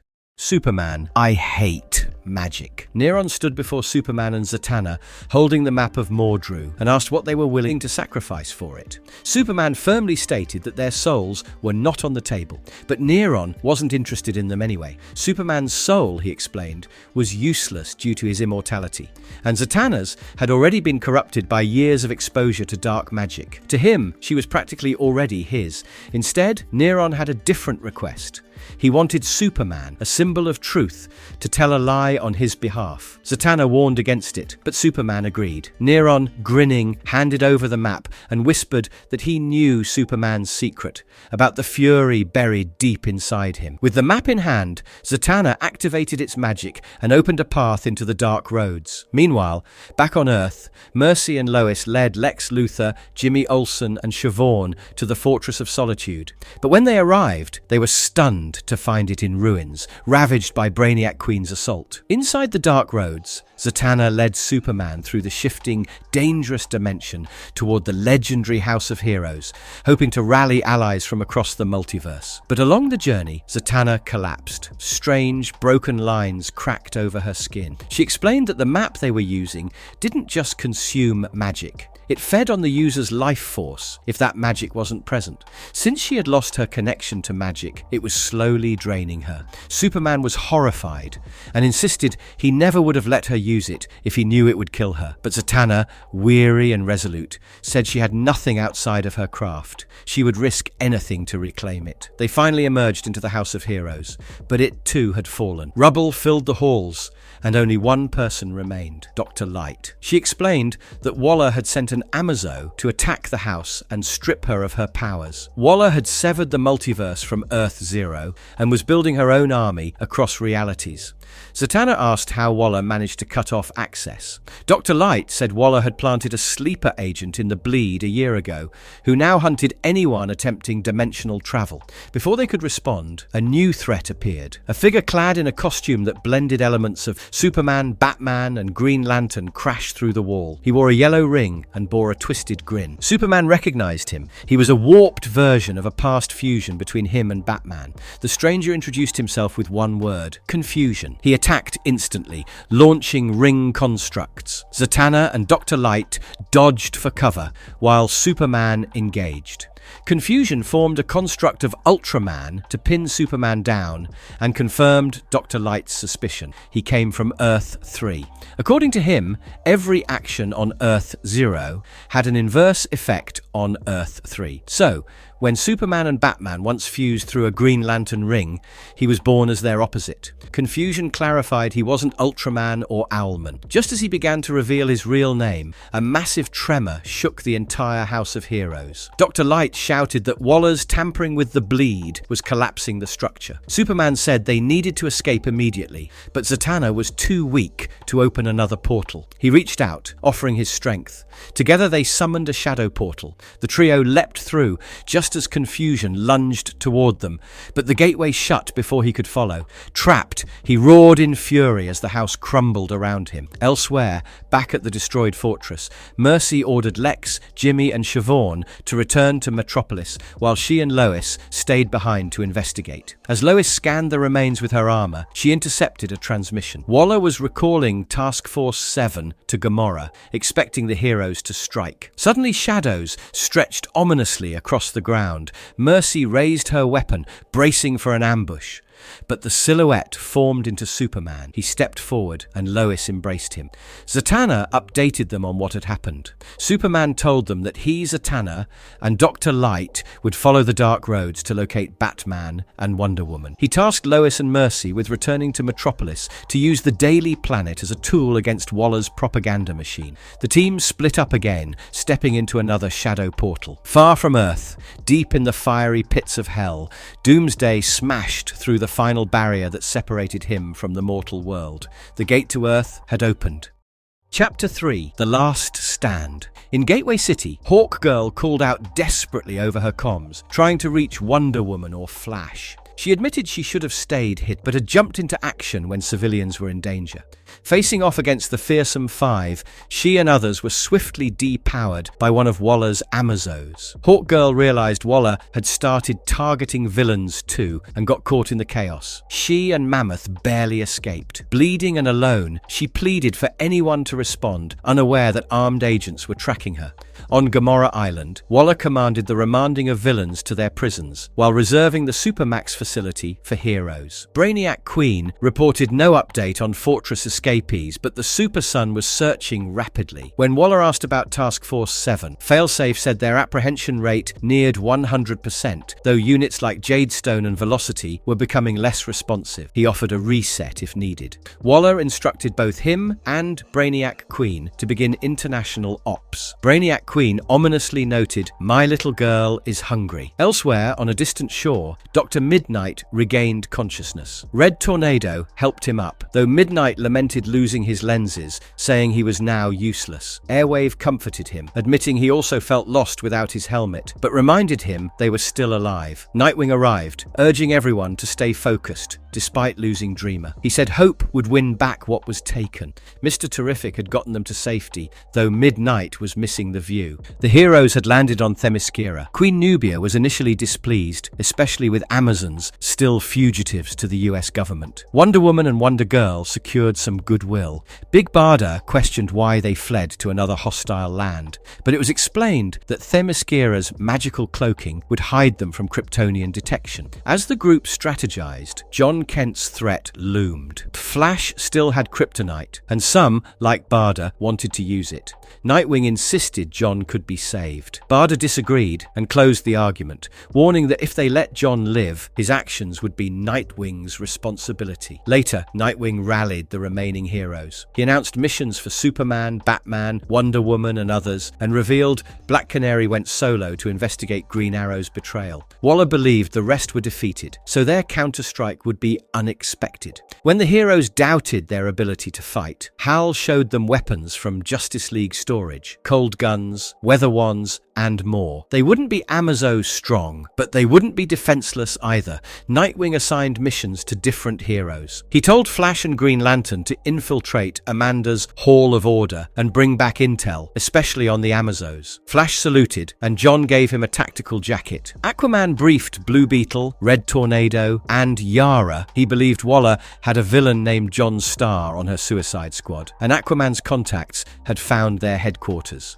Beetle was tasked to identify Starr. Donna Troy's team guarded the island in case Jon located it, and she noted that borrowing some Amazonian weapons might help. Nightwing told the rest to respond to distress signals and wished them Godspeed. In Shanghai, China, officials at the Ministry of Self-Reliance discussed their response to American meta-aggression. They were furious the Great Ten were prisoners captured by robotic soldiers loyal to Waller. They prepared an official response, but weren't ready to declare war. Suddenly, Failsafe burst through the wall, declaring Waller no longer served the US and that their ministry was now a global power. He identified himself as Commander-in-Chief. Failsafe addressed the room, correcting them that he was not Batman, but Failsafe. He said they had no hostility toward foreign powers, only toward metahumans. A Chinese official warned him they knew more about Waller than she thought, but Failsafe countered that they knew just as much about China. He revealed Brainiac Queen was extracting data from their servers, noting her hunger for knowledge was insatiable. Just ask Russia or Japan.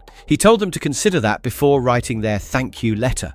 Waller then summoned him to report back. Amanda confronted Failsafe, saying his units weren't operating at full strength. He admitted they'd absorbed an infection, not a virus, but fragments of identity and morals from their targets. She was furious, but he said they'd underestimated the cost. As Amanda ranted, Failsafe suggested a reboot and pushed a button from his suite. All the Amazo units were rebooted momentarily. Elsewhere, Flash was racing the Amazo named Velocity. Though he tried to outrun it, the unit managed to make contact. But right then, the reboot started and Velocity slowed down. Flash's comm buzzed. He thought it was Hal, but realized someone else had answered using a voice modulator. The mysterious voice told him Waller had a supermax prison near Gamora and instructed him to reach the lower levels. Flash asked what he was supposed to do. The voice told him to do what the Flash always did in a crisis: save the world or die trying. At the OSS Reeve, Aquaman and Yara confronted a berserk Bizarro. Speaking in his broken syntax, Bizarro declared he no longer followed Amanda's orders and threatened to rip his enemies to pieces. Yara attempted to hold him back using the weather wand, while Aquaman revealed he brought something that could stop him. Suddenly, Bizarro killed Yara with a single punch, boasting about her neck snapping. He slammed Aquaman into the ground, shouting that he needed to make Amanda proud,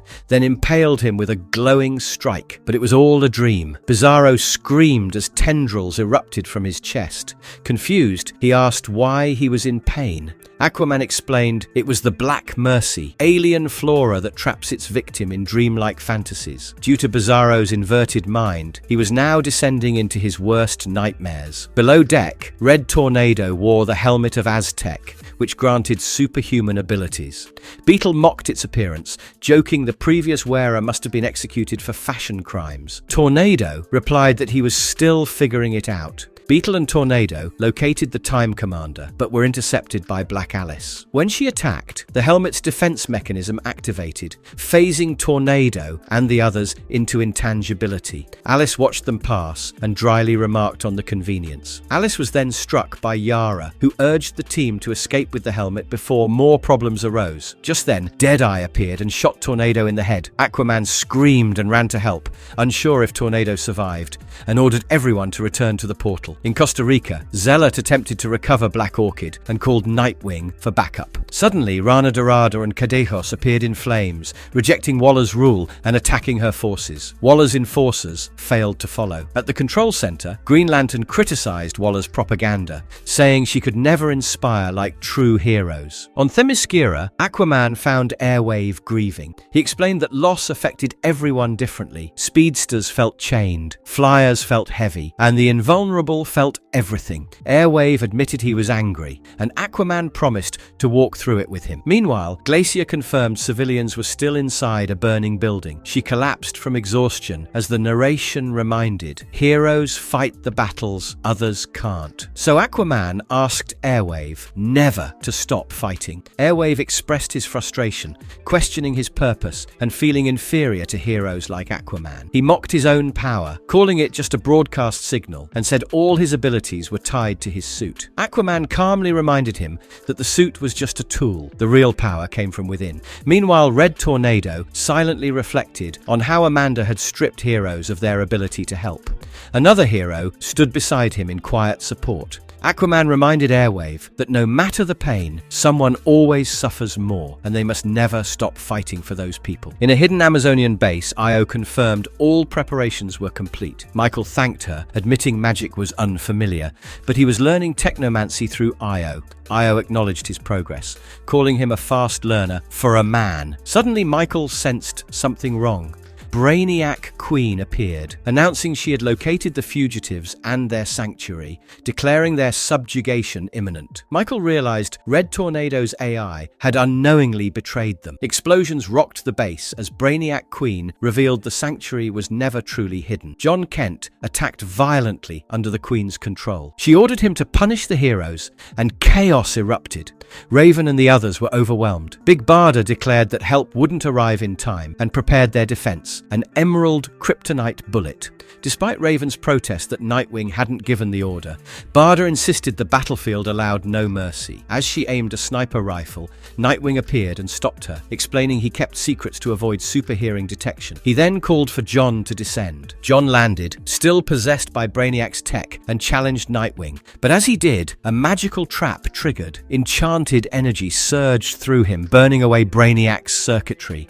Nightwing revealed this was Terrific's plan. The island's magic was meant to purge Jon's infection. Brainiac Queen screamed that they now served Waller together. She insisted Jon saw the enemy's evil and would help eliminate the metahuman threat. But Nightwing urged him to fight, and finally Jon whispered, "Dad," revealing a flicker of humanity breaking through. Brainiac Queen, writhing in pain, cried out, "No, Mother," as she struggled to maintain control. Jon resisted her influence, screaming as he fought back. He told her he had seen inside her mind and accused Waller of poisoning her with hate. He said everything Waller taught her about heroes was a lie, and what she needed to understand about them, about who they really were, was the truth. Images of Superman, Batman, Wonder Woman, and other heroes surged through her corrupted data stream. Batman, Superman, and their allies boomed into the battlefield using Waller's own mother box. Watching remotely, Waller shouted at Jon for hurting the Queen. Brainiac Queen began glitching, her programming conflicted by new input. Waller activated an emergency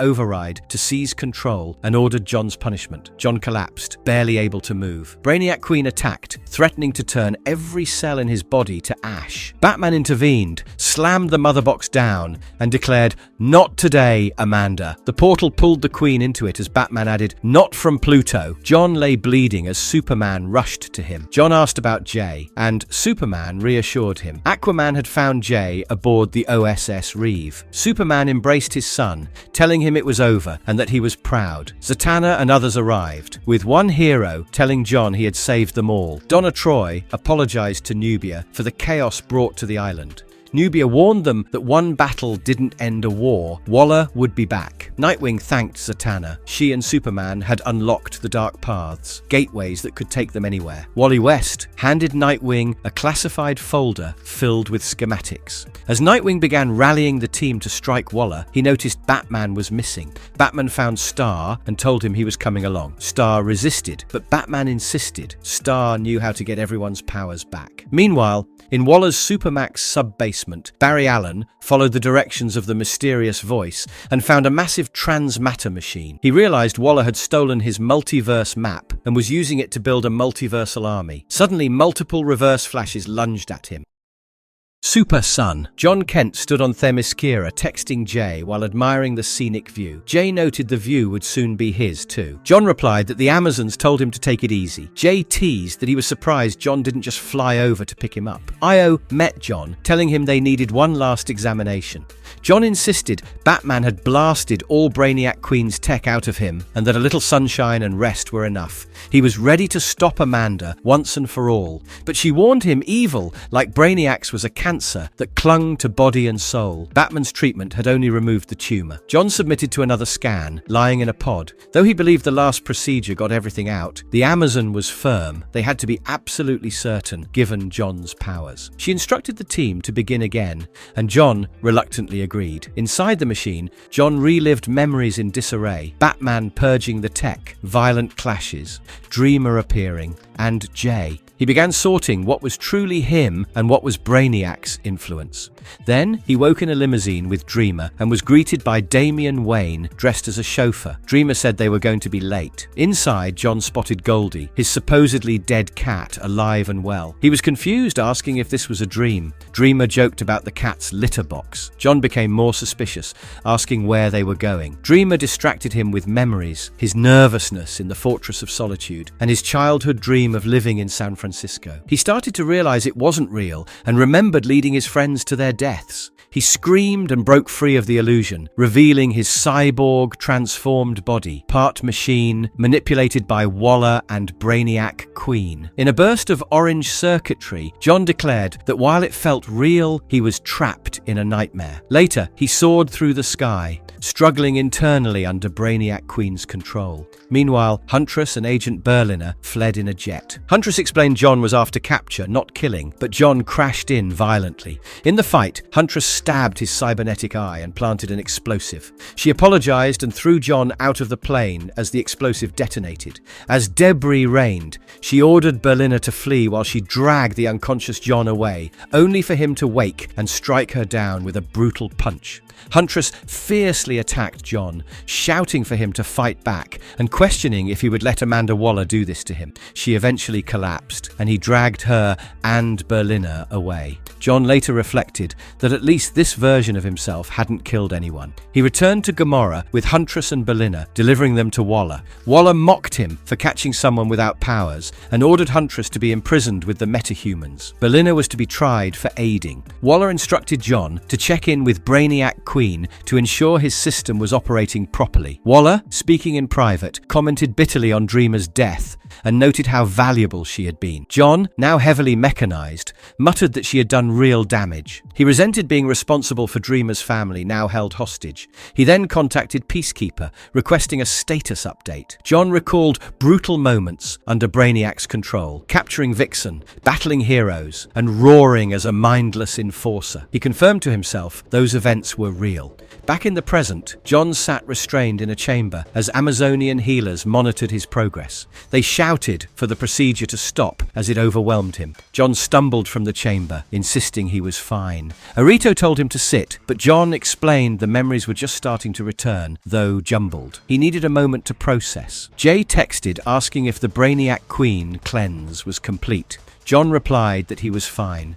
Later, during a treatment session, Jon flew to investigate an attack by a giant sea creature. He realized something was wrong. These beasts don't typically attack land. He saved civilians, then noticed low sonic vibrations coming from a tower. A man in a pink suit, Drummer Boy, was using tech to control the monster. Jon confronted him, asking why he'd weaponize a sea creature. Drummer Boy claimed The destruction helped stall a real estate project, threatening an LGBTQ+ testing center. Jon called his plan destructive and offered a better way, petitioning with civic services. Jon's parents appeared, hugging him and telling him they were proud. As Jon reflected on their image, he was suddenly attacked and slammed into a building by Brainiac Queen. In the real world, Amazons fought to restrain him. They realized Brainiac Queen had embedded safeguards deep in his subconscious. As Jon fought Brainiac Queen in his dreams, Dreamer and Galaxy watched, with Galaxy saying Jon loves doing this.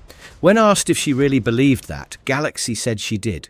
Dreamer explained to Galaxy that Jon always pushed himself to do what's best for everyone, not just for himself. She said she would help him the way she once wished someone had helped her. Galaxy was surprised when Dreamer spoke of Jon in the past tense.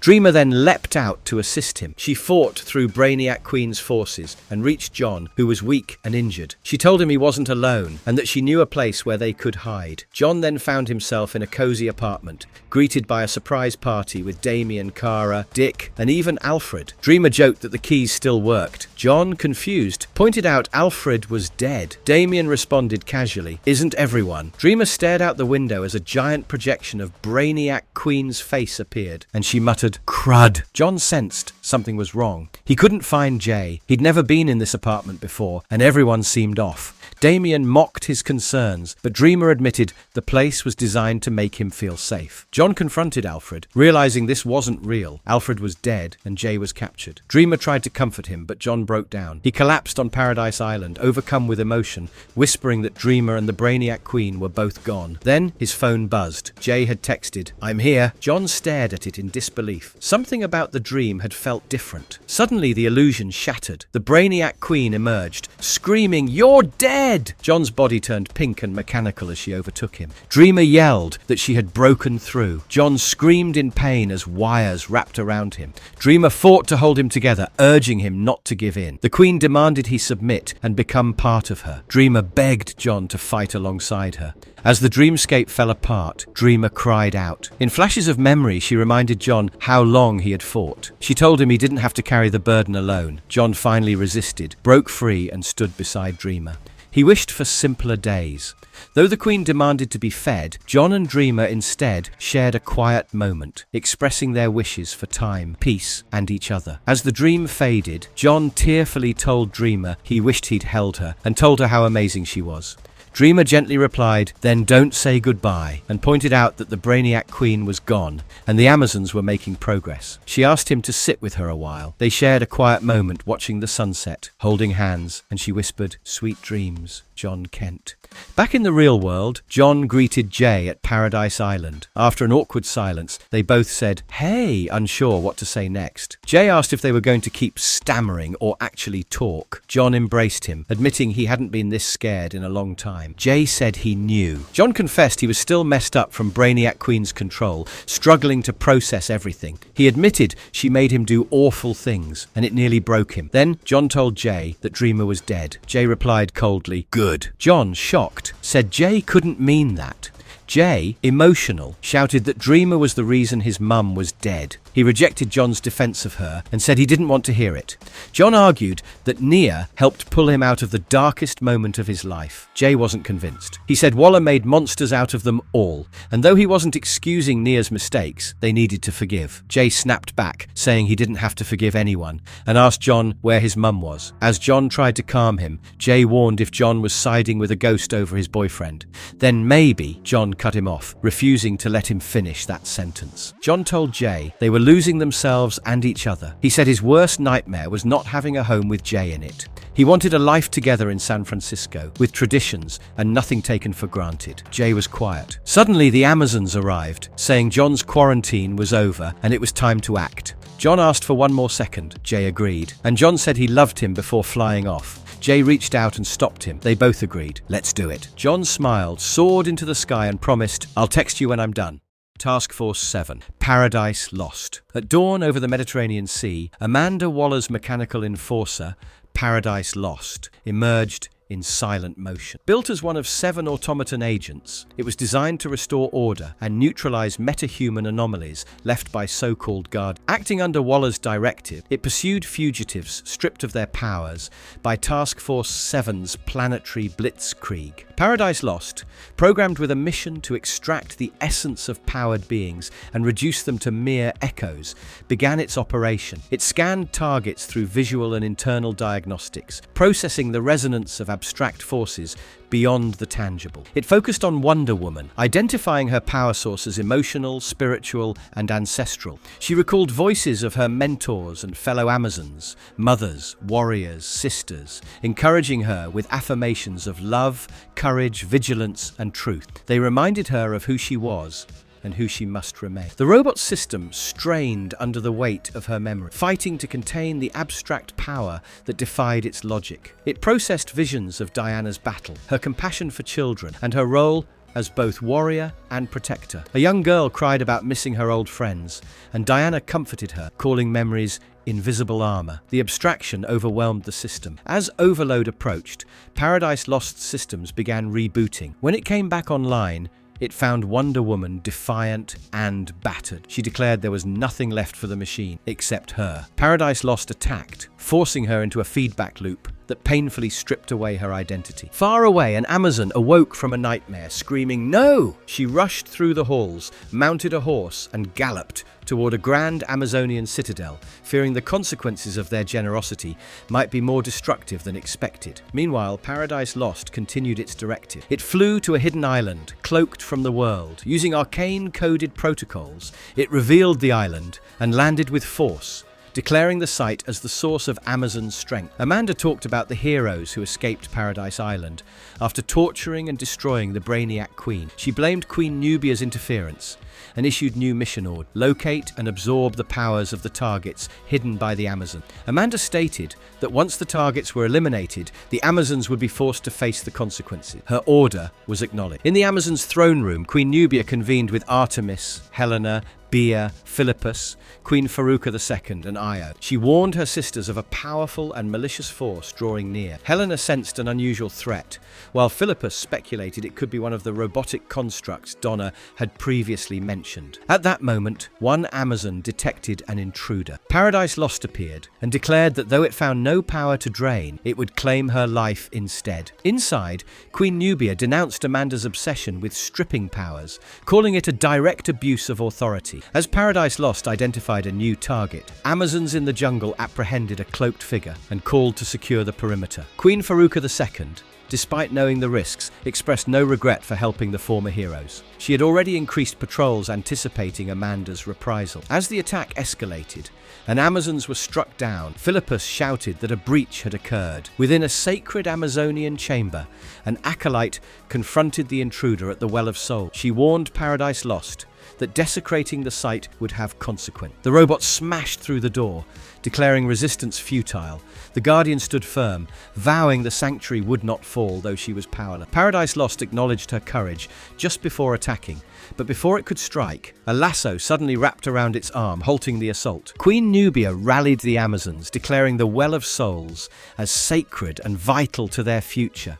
She urged her sisters to protect it at all costs. As Paradise Lost advanced, Philippus warned Artemis not to let it touch her. Artemis struck back fiercely, claiming it would only meet her axe. The Amazons fought bravely, stating that Paradise Lost was strong, but not invincible. However, it targeted Artemis, sensing her magical aura, and began draining her abilities, causing her to scream in pain. Philippus cried out as Artemis was struck, vowing vengeance.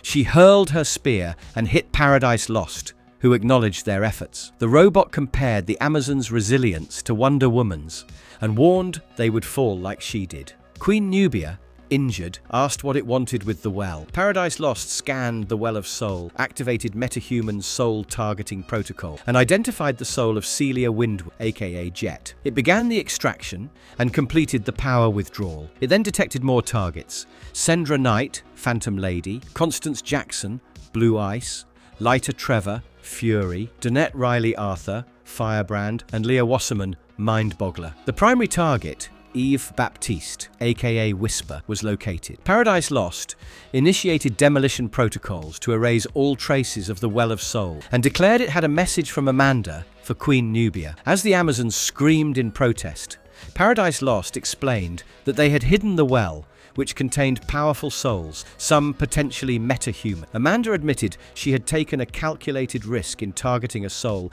with threat potential and now had control over its power. Amanda's message continued. She had given Nubia a choice to support her or stand aside, but Nubia defied her by sheltering enemies. Now the Amazons would face true isolation. Saying this, Paradise Lost shielded Themyscira in its entirety and left. Meanwhile in Gamora, Trevor commented on an evil superwoman from another universe, Donna Troy. Amanda spotted Trevor and called him a rat for not leaving. Trevor admitted it was a low blow, but accurate. Amanda reminded him he wouldn't escape alive. Trevor hinted he had his own tricks, holding a hidden device. An alert blared across the facility. An intruder was detected. A white male, blonde, athletic, 6'1", dressed in a guard uniform. Lethal force was authorized. The guards moved quickly to intercept. The intruder, Steve Trevor, ran through the corridor, determined not to let his smoke bomb go to waste. He reminded himself he couldn't afford to get caught. Guards spotted him heading for the east wing and split up to cut him off at the next junction. Steve slipped past laser tripwire, continuing to evade pursuit. One guard saw movement up ahead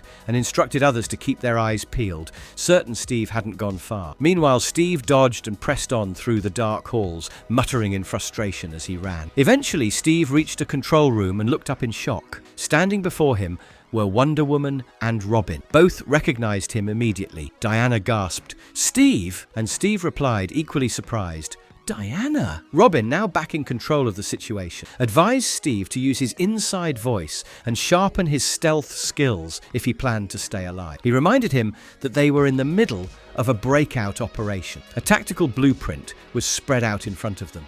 Green Lantern, dogfight. Hal Jordan hitched a ride on Wally West's speed bike for a covert mission. Destination, one of Batman's hidden islands. The place was more than a tropical retreat. It housed a hangar full of Bruce's unused experimental vehicle. Among them sat the Batwolf, a prototype aircraft Bruce never got off the ground. Hal had set his sights on flying it for a strike on the Hall of Order. The fact that Batman didn't have a say in the matter only made it more tempting. Oracle picked up on Hal's unauthorized launch and tried to remotely shut the Batwolf down. But Hal had already disabled the kill switch. He launched into the sky, leaving Wally speeding behind him. Back in Coast City, Dove tried to save someone trapped in a car wreck, but her efforts were met with hostility. The crowd, poisoned by Amanda Waller's growing anti-hero sentiment, surrounded her with jeers and accusations. Just in time, Carol Ferris arrived and shielded Dove with a force field. She urged Dove to come with her to the Tower of Fate, where they could rally against Waller. But Dove, overwhelmed by despair and grief, dropped to her knees and begged Carol to end her life. As emotions swirled, a dense grey fog rolled in, and from it emerged Nathan, cloaked in sorrow and wielding a ring that fed off emotional pain. Meanwhile, Hal soared toward the Hall of Order and ran a weapons check on the Batwolf. To his dismay, it lacked any real offensive gear.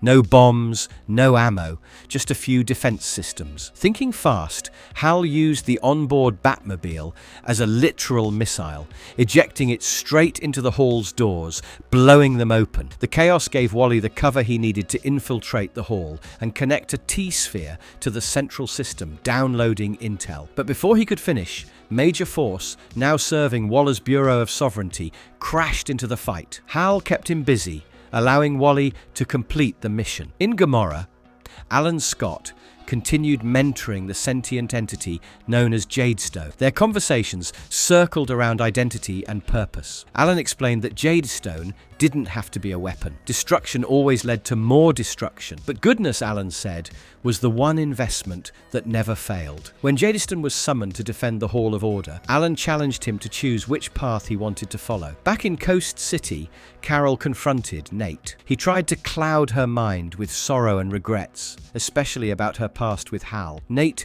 questioned why she chose Hal over him, but as his grief overwhelmed the area, Carol stood firm. She called on the violet light of love and pushed back the fog, declaring her feelings for Hal. She also realized Nate's pain might be tied to something larger, a deeper disturbance in the emotional spectrum, just like Hal had warned. Nate retreated, but not before vowing he'd return. Carol, short on time, turned to help Dove get back to their allies. The aerial chase between Hal and Major Force shifted beneath Spain into the ancient lantern sanctuary known as the Cave of the Green Lantern. Force hammered the Batwolf with energy blasts until the aircraft was on the brink of destruction. Just as it seemed Hal would fall, Jadestone arrived. He had made his choice, life over annihilation. Jadestone took down Force, giving Hal the opening he needed to reach the power battery hidden in the cavern. But the Batwolf had taken too much damage. Hal ejected mid-air and tried to recharge his ring, but it failed to respond.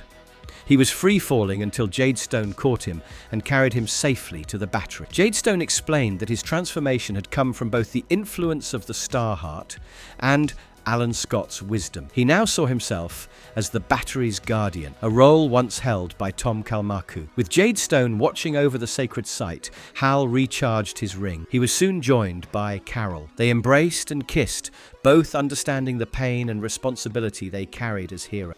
Carol told Hal she was ready now, ready to bear that same burden, to share in the sacrifice. Together they rose into the sky, ready for what came next. Wonder Woman reunion. While attempting to infiltrate Amanda Waller's covert prison complex in Gamora, Wonder Woman unexpectedly reunited with Steve Trevor, who was also on the run from the Bureau of Sovereignty. Their emotional reunion quickly turned into a kiss until Damian Wayne cut in, reminding them that their mission came first.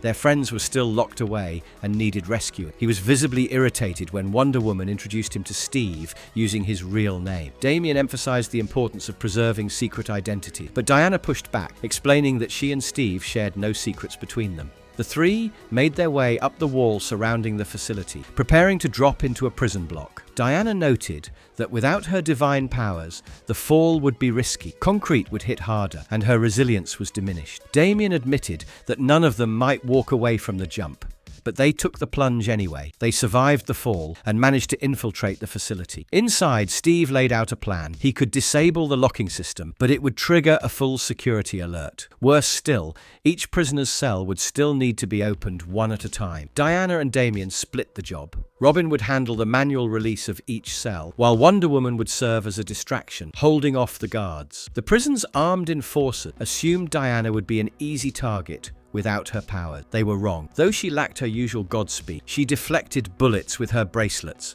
holding her ground long enough for Damian to free the other. The effort pushed her to her physical limits, but she endured. Once their allies were released, the tide quickly turned. The now free heroes, even depowered, overwhelmed the guard. Zatanna opened a portal to the Dark Roads, providing their escape route. During the aftermath, Diana, bloodied and battered, assured everyone that her armor's built-in healing tech would take care of her wounds. As the others exited through the portal, Steve held her close, stealing a moment of tenderness. The rest of the team had already left, and Damian stood impatient, clearly over the romantic delay. Origins, lock up. Months ago, a voice called out, asking if anyone could hear them. Alarms rang through D-Block as Waller's guards lay sprawled across the floor, one with a shattered helmet. Control scrambled to reach B-Block, but no one responded. Among the wreckage, Rick Flag marched under armed escort. Someone had broken into the facility. It was Batman. Waller watched the chaos unfold on her monitor. Guards screamed Flag's name and opened fire in panic.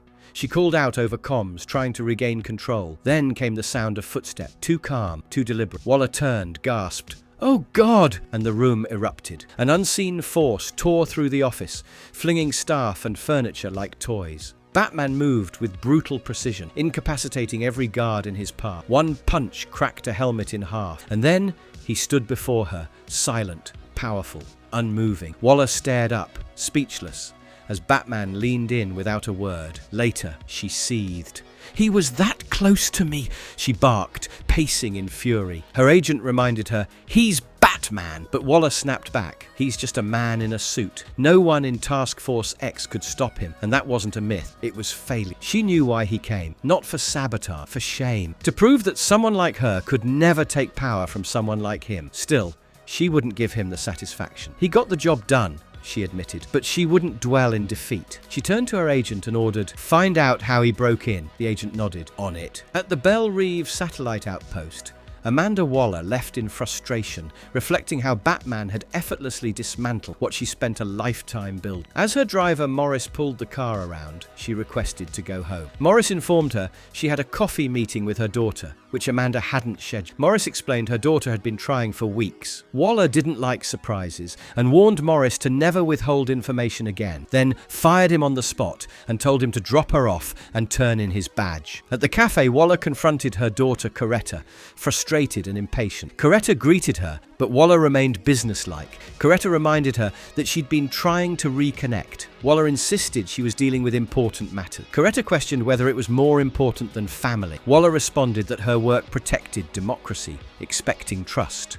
Coretta challenged that, saying Waller never shared anything. Coretta played a recording of Waller speaking privately to the president, confessing lies, telling her daughter she wouldn't become a monster, yet becoming one anyway. Waller defended herself, saying she'd do anything to protect democracy. Coretta wasn't impressed, she was heartbroken. Waller was stunned when Coretta revealed she had learned secrecy from her. She had watched Waller's life in the shadows and tried to connect, but only felt more distant. Coretta, now pregnant, said she wanted her child to grow up with someone better. She had once excused Waller's coldness as grief, but now she believed her mother needed to change. She demanded Waller fix herself before being allowed near her grandchild. Later, Flag mocked Waller's spiral and Task Force X's failure. Waller defended herself, revealing personal loss, her husband and 2 children, demanding respect for her pain. Suddenly, Waller realized Batman hadn't broken in. He had been let in. One of the inmates, Matches Malone, had been a temp transfer from Gotham. Waller cursed and ordered a forensic team to cell 223 immediately.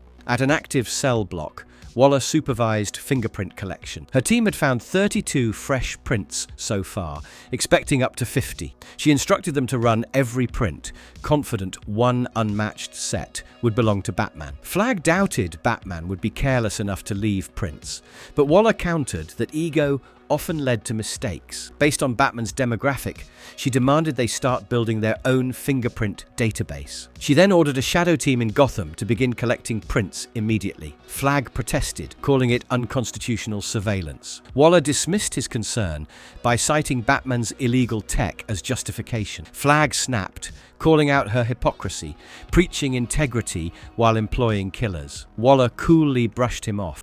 Flag warned that everyone eventually pays for their sins, and she had more than most. He hoped he'd live to see her judgment day. Waller ignored the jab and instructed Stans to proceed, disregarding legal concerns. Later, Waller arrived at a hospital with Rosie. She thought about how 56 hours earlier she believed she had lost everything, but now she felt she might have gained something instead. At the hospital, she asked Martin and Jesse about her daughter Coretta. Martin coldly told her to leave. Coretta didn't want her there. Waller insisted childbirth could stir raw emotion. Martin accused her of deflecting blame and said Coretta had exposed years of lies by playing her recording. Waller argued that lying was sometimes necessary to protect loved ones from life's cruelty. Martin countered that everything Coretta had, love, connection, stability, was everything Waller had lost. Jesse supported Martin, and Waller left as the roses wilted in her grip. She sat alone on a bench until Jesse joined her. She asked if he came to hug her or slap her. Jesse said he hadn't decided. Waller admitted she never imagined being estranged from her granddaughter. Jesse replied that life rarely goes as planned. Waller said she believed lies made people stronger against the world. Jesse said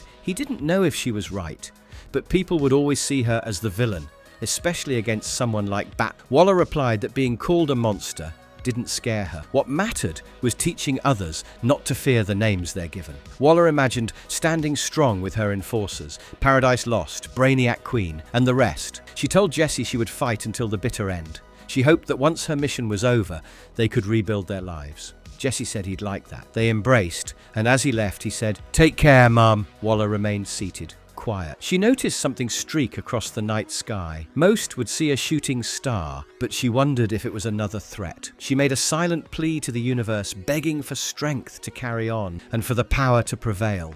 Task Force 7. Global Guardian. Red Star of Intercore monitored space activity from a station in low orbit. He initiated communications with the new Global Guardians and Eurocorps. As signals reached key agents, Jet and Night Runner, Red Star explained that Tuatara had a vision. Despite past disagreements, he warned them that Amanda's Amazo units were going international. One of them was hunting all heroes and draining their power. While Nightrunner listened, he saw the threat already attacking. In Berlin, the Amazo robot had taken down Wild Huntsman and Little Mermaid. Jet reached out via communication, asking Nightrunner to locate a mirror so they could pinpoint his position. She suspected the robot was draining powers. The new Global Guardians prepared to act from their base in Mirror World. Members included Tasmanian Devil, Jack-O-Lantern, Jet, and Freedom Beast. Jet told Nightrunner to angle the mirror at the Amazo. As he did so, the Guardians launched into battle. The team struck with full force. Jack-O-Lantern shouted to protect the world. One member pointed out that the robot had Martian Manhunter's powers, flight, strength, and telepathy, and hoped it also had his weakness to fire. The robot was soon engulfed in flame. Jet directed the fight, assigning rescue tasks. Fleur-de-Lis recovered Mermaid, and Tasmanian Devil moved toward Huntsman. Jet joined the assault, but the robot reacted with incredible speed, striking her. Fleur warned Jet about its agility, but it was too late. It grabbed her leg mid-air. Thunderlord, a Buddhist monk with a sonic scream, arrived and blasted the Amazo robot, damaging it. The Global Guardians deployed, with one member stating they always had to clean up after everyone. As the Amazo robot attempted to drain a metahuman's powers, it announced the process, but suddenly malfunctioned. Its systems glitched, and it spiraled out of control, crashing through a tower and sinking into the water. The Eurocorp team regrouped, confirming everyone was alive. One asked if they had just done what American heroes couldn't. Belphegor, a French telepath, re-invited Eurocorps to rejoin the Global Guardians and proposed they expand globally. Another Guardian cut her off, declaring the group under arrest. She argued Amanda's machines were draining powers globally, and there was no time for Belphegor's diplomacy. Belphegor insisted on law and order, but another Guardian emphasized saving lives over bureaucracy. Belphegor called their actions dangerous and warned they were close to igniting an international crisis. She claimed UN authority, only to be cut off by a sudden explosion. Meanwhile, the damaged Amazo robot emerged from the sea, stating that even the illusion of victory deepened division. It absorbed Jet's powers and rocketed skyward. Suddenly, Belphegor and others were teleported via boom tube to an orbital station. Red Star appeared and clarified that Intercorps hadn't vanished. They were watching from space. Belphegor accused them of abduction.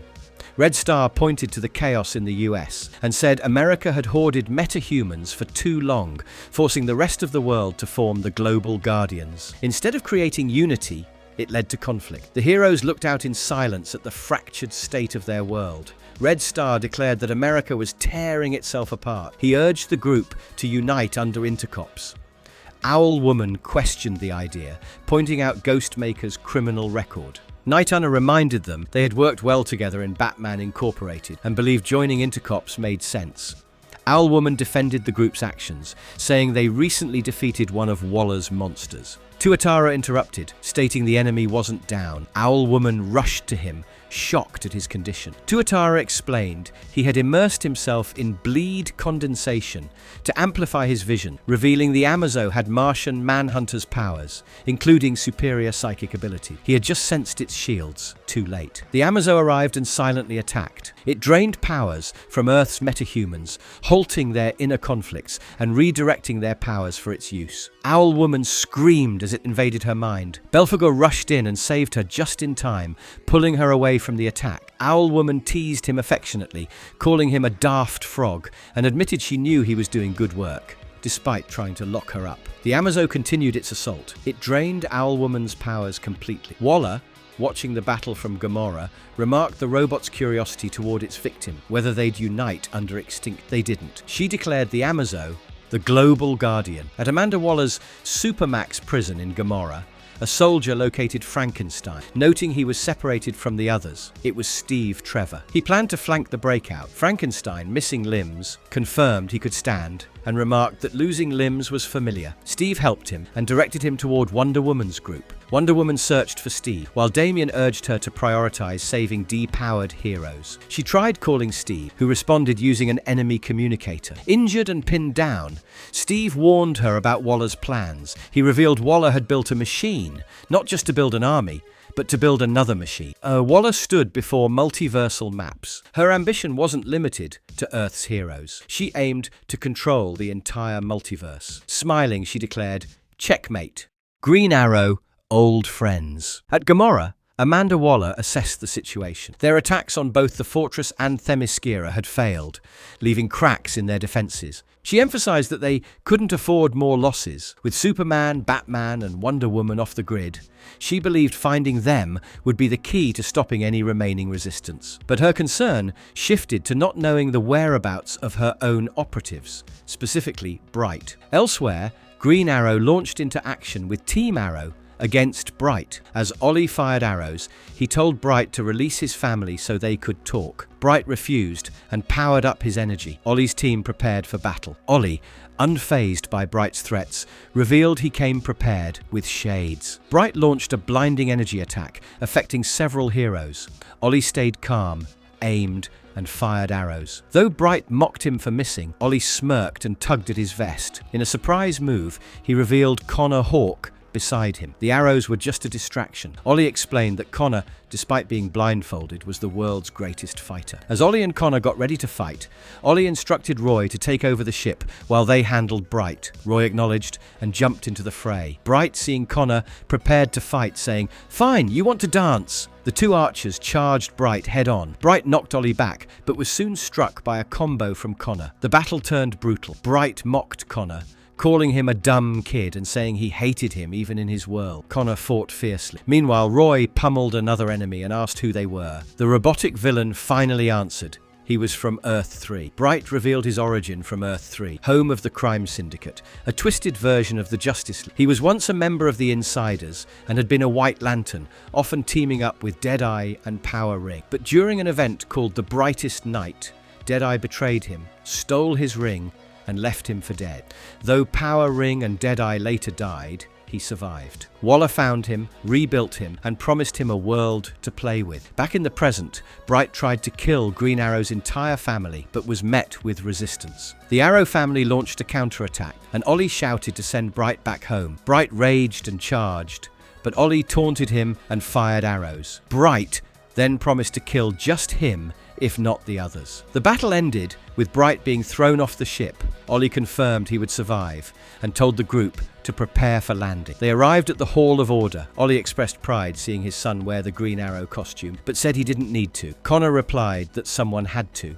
Ollie clarified that he meant Connor was his own man now. Leon confronted Ollie, accusing him of betraying the League, revealing secrets to Waller, and kicking her dad out a window. Ollie admitted he hoped they'd all stay on the island and avoid the fight. When Leon asked why, he said, "Because then I wouldn't have to do this," and ordered their arrest. Everyone was shocked. Roy yelled in disbelief, while others accused Ollie of betrayal and said it was a setup. Ollie stood firm and told them not to resist. The team was restrained. Ollie ordered the team to be transferred to Waller's new Supermax on Gamora. When Professor Ivo tried to slip away, Ollie stopped him. He told Ivo, "I need to show you something." Inside, Ivo admired Failsafe's robots, designed to be as powerful as the Justice League, but without their weaknesses, and equipped with chrono healing. He admitted the healing factor was something he wished he had thought of. Green Arrow thanked him and told him he was free to go. Ivo questioned whether Oliver was really letting him go and teased that he'd turned to the dark side. Oliver simply said, "Go." Later, Oliver activated a device and began secretly constructing something using Time Commander's hourglass and Martian Manhunter's box.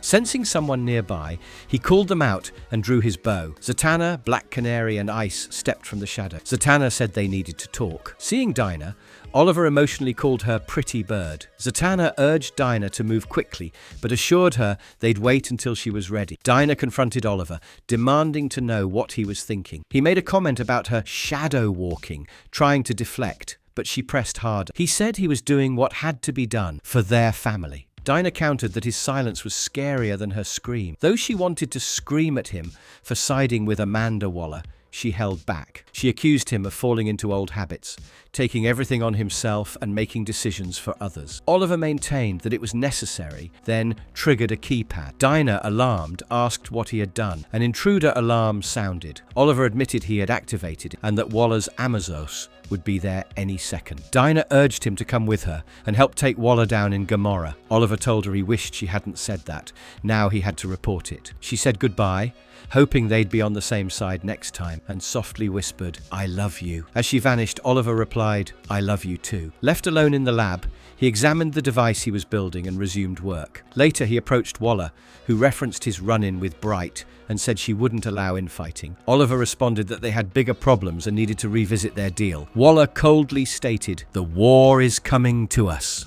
Chapter 4, Showdown. On Gamora Island, Green Arrow reported that all troops had regrouped. He summarized the chaos. Wonder Woman and Robin broke the Supermax. Jadestone was off-grid. Superman's son regained free will. And the Brainiac Queen was defeated. Mid-sentence, Amanda slapped him and ordered him to watch his mouth. Amanda speculated their enemies would target the multiversal gate next and reassured that Failsafe would activate defenses while Task Force 7 held them off using Justice League weapons. She coldly claimed the heroes had no idea what they were walking into. At the Supermax prison, Damian confirmed all heroes had been freed. Superman asked if every hero was out, and Damian said it wasn't easy, crediting Steve Trevor for keeping the villains secured. Diana noted that half of those rescued were too wounded to fight.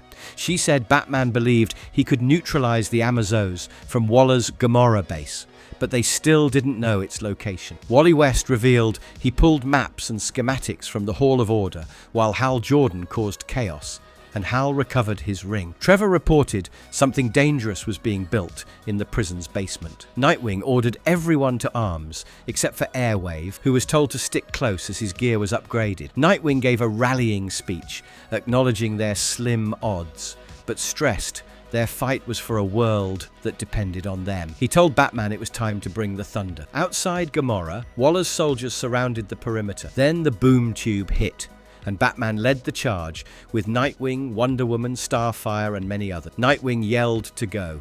Steel mocked their odds and ordered his men to fire, but their weapons malfunctioned and electrocuted. Waller demanded to know what happened to their weapons and called out for Arrow, but he had vanished. Meanwhile, in the sub-basement near the multiversal gate, 3 speedsters, Thunderjolt, Earth 13, Baroness Blitzkrieg, Earth 10, and Johnny Quick, Earth 3, ganged up on Flash. Johnny activated the multiversal failsafe, signaling Flash could be Waller's first victim in her multiversal army. All the villains from other universes started breaking through the barrier. John used his freeze breath to block the path of advance for Steel's soldiers. Nightwing led the charge, while Steel reported that although their Justice League weapons were disabled, they still had firepower. The soldiers started cutting through the ice, allowing progress. Nightwing told John they'd split up. He would find Amanda and shut things down from the inside. John, still recovering, used his X-ray vision to locate Amanda. Aquaman ordered the team to buy Batman time, declaring nothing else mattered. The heroes clashed with Amanda's forces as Black Canary and others joined the assault, shouting, "Fight!" Steel, panicking, ordered activation of defense lines 2 and 3. Amanda's traps electrocuted several heroes mid-fight. Wonder Woman deflected enemy fire and urged her allies to push forward. Batgirl, Cassandra Cain, Plastic Man, and Zealot encountered a blocked passage. She redirected the team to go around it. In the sub-basement, Thunderjolt held Barry Allen, the Flash, in a chokehold, demanding surrender. Flash resisted, but the speedster villains phasing through told him Amanda's mission would continue through the multiverse, and they now served as her enforcers, numbering in the 100. They mocked Barry for being alone, until Hal Jordan blasted in with a green energy, declaring Barry was never alone as long as he was around. As Hal held off the villains, Flash struck back, yelling that he had their attention. Thunderjolt screamed in pain. Hal struggled to maintain a barricade and urged Barry to shut the system down. Barry, overwhelmed, said he had never seen tech or physics like this before. Hal called for reinforcements from the team. Elsewhere, Wonder Woman punched Steel unconscious. Superman and Aquaman breached the facility with a blast, shouting they were in. But inside, they were confronted by Amanda's upgraded Amazo Task Force 7, who declared the heroes' progress meaningless and ordered them to surrender. Aquaman defiantly responded, "Like hell." Inside the control room, Amanda watched the monitors as Nightwing and John closed in. Nightwing was suddenly restrained by Failsafe, who asked, To what end? Amanda mocked their predictable tactics, stating they had anticipated Jon's absence. She took out a kryptonite and declared an end to the age of superheroes, ready to put them out of their misery, as Jon groaned in pain. In Failsafe's electronics lab, Batman, Blue Beetle and Time Commander Jon Starr discovered that someone had already modified his time implant. Just a few modifications were needed. Batman explained he recognized the energy signature from Starr's tech. Starr had embedded hourglass devices into each Amazo unit, allowing them to revert to a pre-damage state and self-repair. Starr revealed that the hourglasses were power-linked, meaning hitting even one Amazo with their new override device could trigger a chain reaction, rewinding them all before they absorbed any powers, returning all stolen energy. Outside, the battle raged. Aquaman was taken down, and an Amazo stomped through the chaos. Blue Beetle volunteered to take the shot, saying, "Should I?" Batman said, "I'll take it." Batman prepared to throw the override device, even as the Amazos mocked the humans, claiming that they were gods. Batman was blasted mid-air, but still held the device tightly, his hand jutting out of the rubble. Green Lantern, Hal Jordan, urged Flash to hurry. Flash shouted he was running low on willpower. Wally West,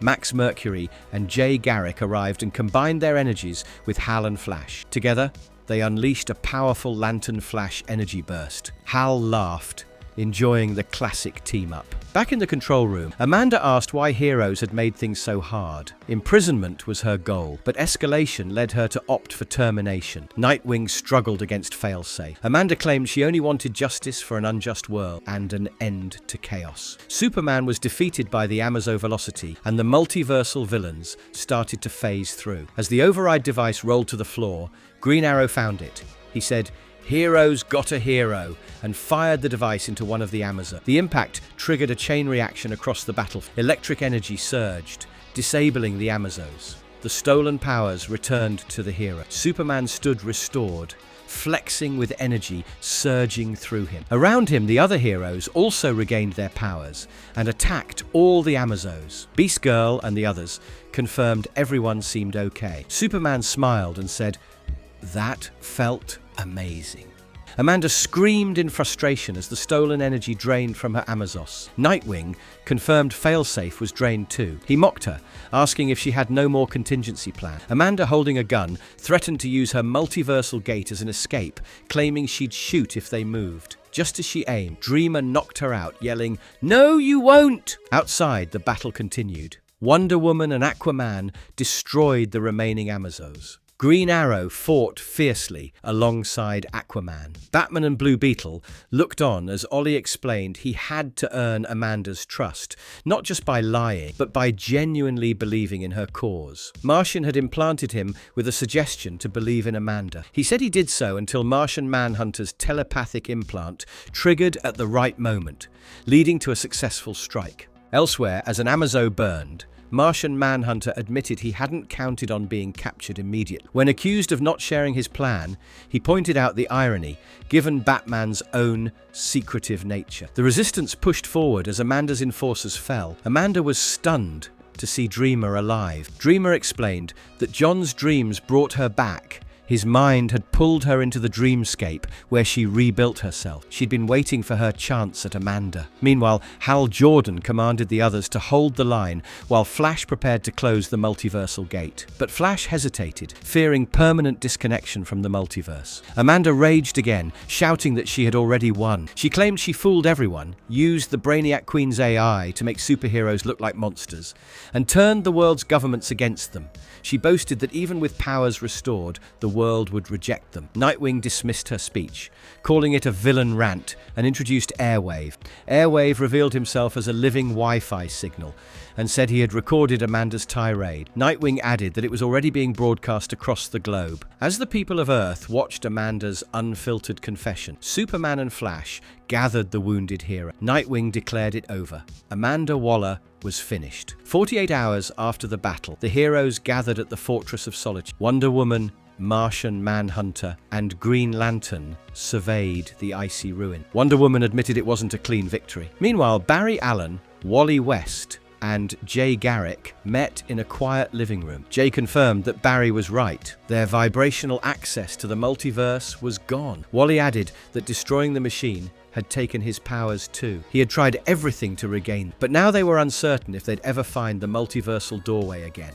Elsewhere, Amanda Waller awoke in a prison cell. Dreamer stood before her and informed her that, by order of the World Court, she was facing a life sentence in Belle Reve. Amanda wasn't fazed. She said she could blackmail her way out using her knowledge of every hero's secrets. But Dreamer tested her. She asked Amanda about the Batcave, Green Lantern's identity, Mary Marvel, and more, but Amanda couldn't remember. Dreamer thanked her, explaining she had accessed Amanda's memories through the dream world, something she never could have done without Amanda's guidance. Amanda accused Dreamer of erasing her mind, but Dreamer denied it. She said she simply locked the secrets away after using them. She mocked Amanda's new condition, her mind full of whispers but no words, and told her she would never get those secrets back. Amanda screamed that she would find her way back, but Dreamer warned her not to strain her mind. As Dreamer walked away, she hinted that secrets might not be the only thing hidden in Amanda's head, maybe even a bomb, leaving Waller in panic. At the original Justice League headquarters,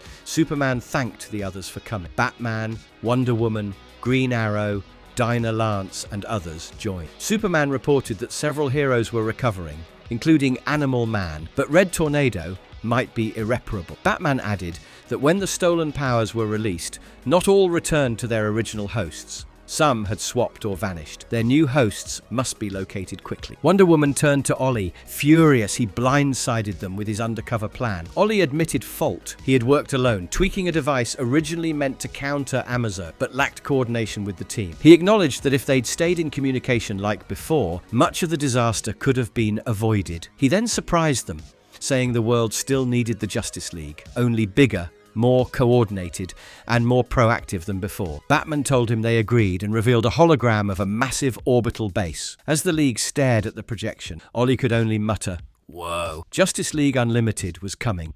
All in. The birth of Absolute Universe. Alpha. 52 days had passed since Amanda Waller's regime had fallen. In that time, the Justice League had undergone a major transformation. Instead of remaining a tight-knit elite group, the heroes decided to cast a wider net. Now, every superpowered being on Earth was being invited to be a part of something bigger. The Watchtower, once a symbol of exclusivity, was rebuilt in orbit as a beacon of unity. Superman took it upon himself to visit Booster Gold. Booster, who had recently toned down his usual antics, had been feeling increasingly out of step with the time. He'd even considered heading back to his future era. When Superman handed him a new Justice League membership card, Booster was stunned. The design was familiar. He'd seen it before in the museum he used to work at, displayed as part of an exhibit about a time when all heroes stood united. He now realized he was living that moment. Superman let him know the team was gathering on the Watchtower that night, and that he hoped to see him there. Later, the expanded League assembled at the Watchtower. Mr. Terrific greeted them and introduced the initiative as Justice League Unlimited. He pointed to a blank membership card mounted in the main hall, Booster's museum piece, and explained it would stay there as a reminder. There's always room for one more. Booster arrived late, just as the speech was wrapping up. Despite everything, he still felt adrift, unsure why he wasn't happy. That feeling didn't last long. Without warning, violet lightning cracked through the chamber. Zatanna and Hal Jordan's bodies stiffened as they were suddenly overtaken by another force, Darkseid. Speaking through their mouths, Darkseid announced that the Spectre would unveil the truth. All the magical heroes began chanting, "Darkseid is." Skeets, floating near Booster, whispered that none of this matched any historical records. Omega beams lasted from the enchanted hero's eyes, and then a boom tube opened. Darkseid himself stepped through, cloaked in black, with a monstrous axe where one of his hands had once been. Hal realized what had happened. Darkseid had merged with the Spectre. He was death incarnate. The League rushed in, engaging him in battle, but Darkseid fought them back with ease. During the skirmish, he appeared to be at odds with himself. Like two minds, they're battling within one body. Mr. Terrific noticed a glitch. Darkseid wasn't aligned with reality. He was fracturing, tearing at the seams of existence. As darkness began swirling around the symbolic blank card, Skeets warned Booster that the future had already changed. They might never be able to return home. Meanwhile, Darkseid began constructing a mysterious portal. Zatanna rallied the League, telling them to distract Darkseid while the magic users worked to separate him from the Spectre. Wonder Woman entangled him with the lasso of truth. Zatanna infused Superman with magical energy and hurled herself toward him, shouting, "Irf me!" a spell that tore the Spectre's spirit free from Darkseid. As the separation completed, Darkseid looked up and muttered, "Thank you, Darkseid end." Then he vanished in a burst of energy, leaving behind a gaping rift in space and time. Superman turned to the others and said, "Looks like we've got our first mission." Later, Orion was summoned for counsel. When asked about Darkseid's whereabouts, Orion explained that his father wasn't on Apokolips or anywhere in the multiverse. But Darkseid, he said, was more than a being. He was a cosmic constant. If one version ended, another would be born to take his place. He left to consult with Highfather on New Genesis. In the aftermath, Batman and Mr. Terrific studied the blank card, which had absorbed lingering traces of anti-life. They determined that it was now a gateway to something called the Elseworld, a cosmic mirror to the known multiverse. When Earth-Zero had become disconnected from the broader multiverse, the Elseworld, also known as Alpha World, had awakened. Originally a raw, chaotic place, their readings now suggested it had stabilized and was radiating the same energy that had surrounded Darkseid. Wonder Woman proposed exploring. Terrific hesitated, warning that time flowed erratically in that realm. Only someone with tachyon exposure, someone who had traveled through time, could safely enter. Booster Gold stepped forward and volunteered. Terrific programmed Skeets to open a return portal after 10 minutes. Booster entered the Elseworld and was immediately cut off. He landed in a twisted, apocalyptic version of reality. The skies burned red, fire pits roared, and Darkseid's Omega symbol was branded across the landscape. Worse, he wasn't alone. A corrupted version of the Legion of Superheroes attacked, and Darkseid was waiting for him. Omega. When the multiverse was sealed off, something deep within Darkseid stirred, a hunger unlike anything he had ever experienced. It wasn't just for power or conquest, but for an understanding that remained just out of reach, something buried in the fabric of reality itself. Haunted by this intangible mystery, he became obsessed. To uncover the truth, he turned to the one being who might possess the knowledge he lacked.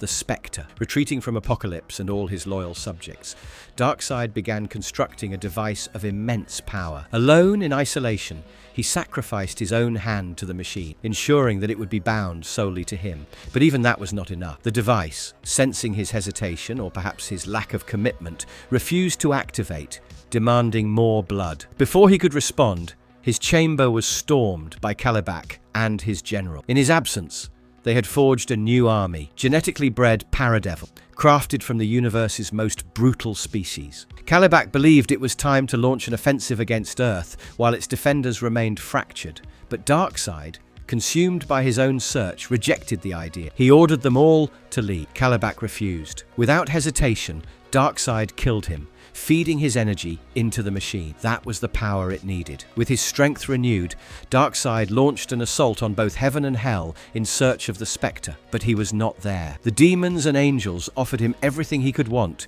if he would just abandon his search. They warned him.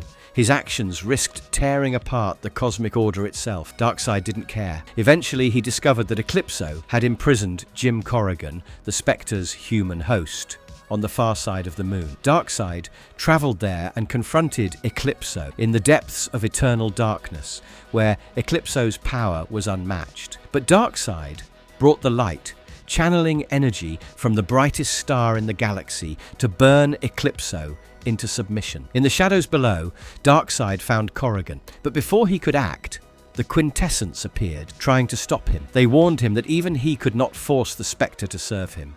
But Darkseid had planned for this. The machine he'd built was no ordinary weapon. It was a miracle machine, and it granted him one impossible wish: to merge with the Spectre. To the Quintessence's horror, Astar, the divine spirit of vengeance, was ripped from Corrigan and bound to Darkseid. But the bond was unstable. Astar resisted, forcing them into the orbiting watchtower where the Justice League Unlimited had gathered. As the League battled the fused entity, a mental war raged within Darkseid. The Spectre showed him a vision of truth. He explained that the multiverse constantly teetered between two primal forces. Life and hope drove it forward, embodied in Superman. Resistance and order pulled it back, and that was Darkseid's role. Every time a new universe was born, a version of Darkseid emerged to balance its growth. When the multiverse was sealed, all those fragmented aspects converged back into him. That overwhelming energy was what awakened his hunger. The Spectre told him that once the multiverse reopened,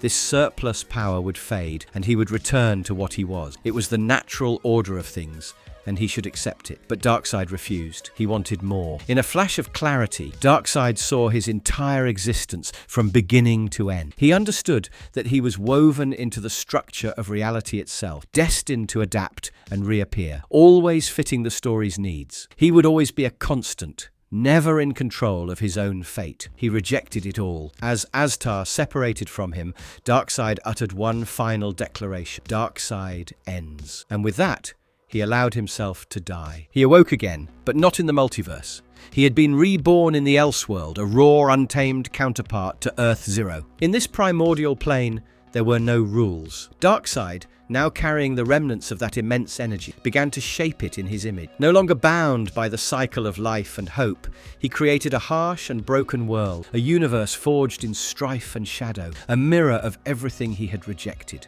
In this Elseworld, heroes were fractured, their strength dulled by the weight of despair. There were no bright beacons or hopeful future, only struggle. Here, Darkseid could expand to his full potential, bide his time, and one day, crush the Earth he had left behind. And when Booster Gold finally arrived, Darkseid was ready. Alongside a corrupted legion of superheroes twisted by his new reality, Darkseid descended upon Booster, leading his new army to destroy the last hope from the world he once knew. Marvelous verdict. That's all, folks. Waller is defeated, Darkseid has died, and the heroes have been opened up to a new plethora of possibilities. Will the heroes of Earth Zero ever meet the ones from the absolute Earth, an Earth where hope is but a myth? Well, only time will tell. And when it does, our channel will be there to cover the stories. Till then, stay sharp, stay absolute.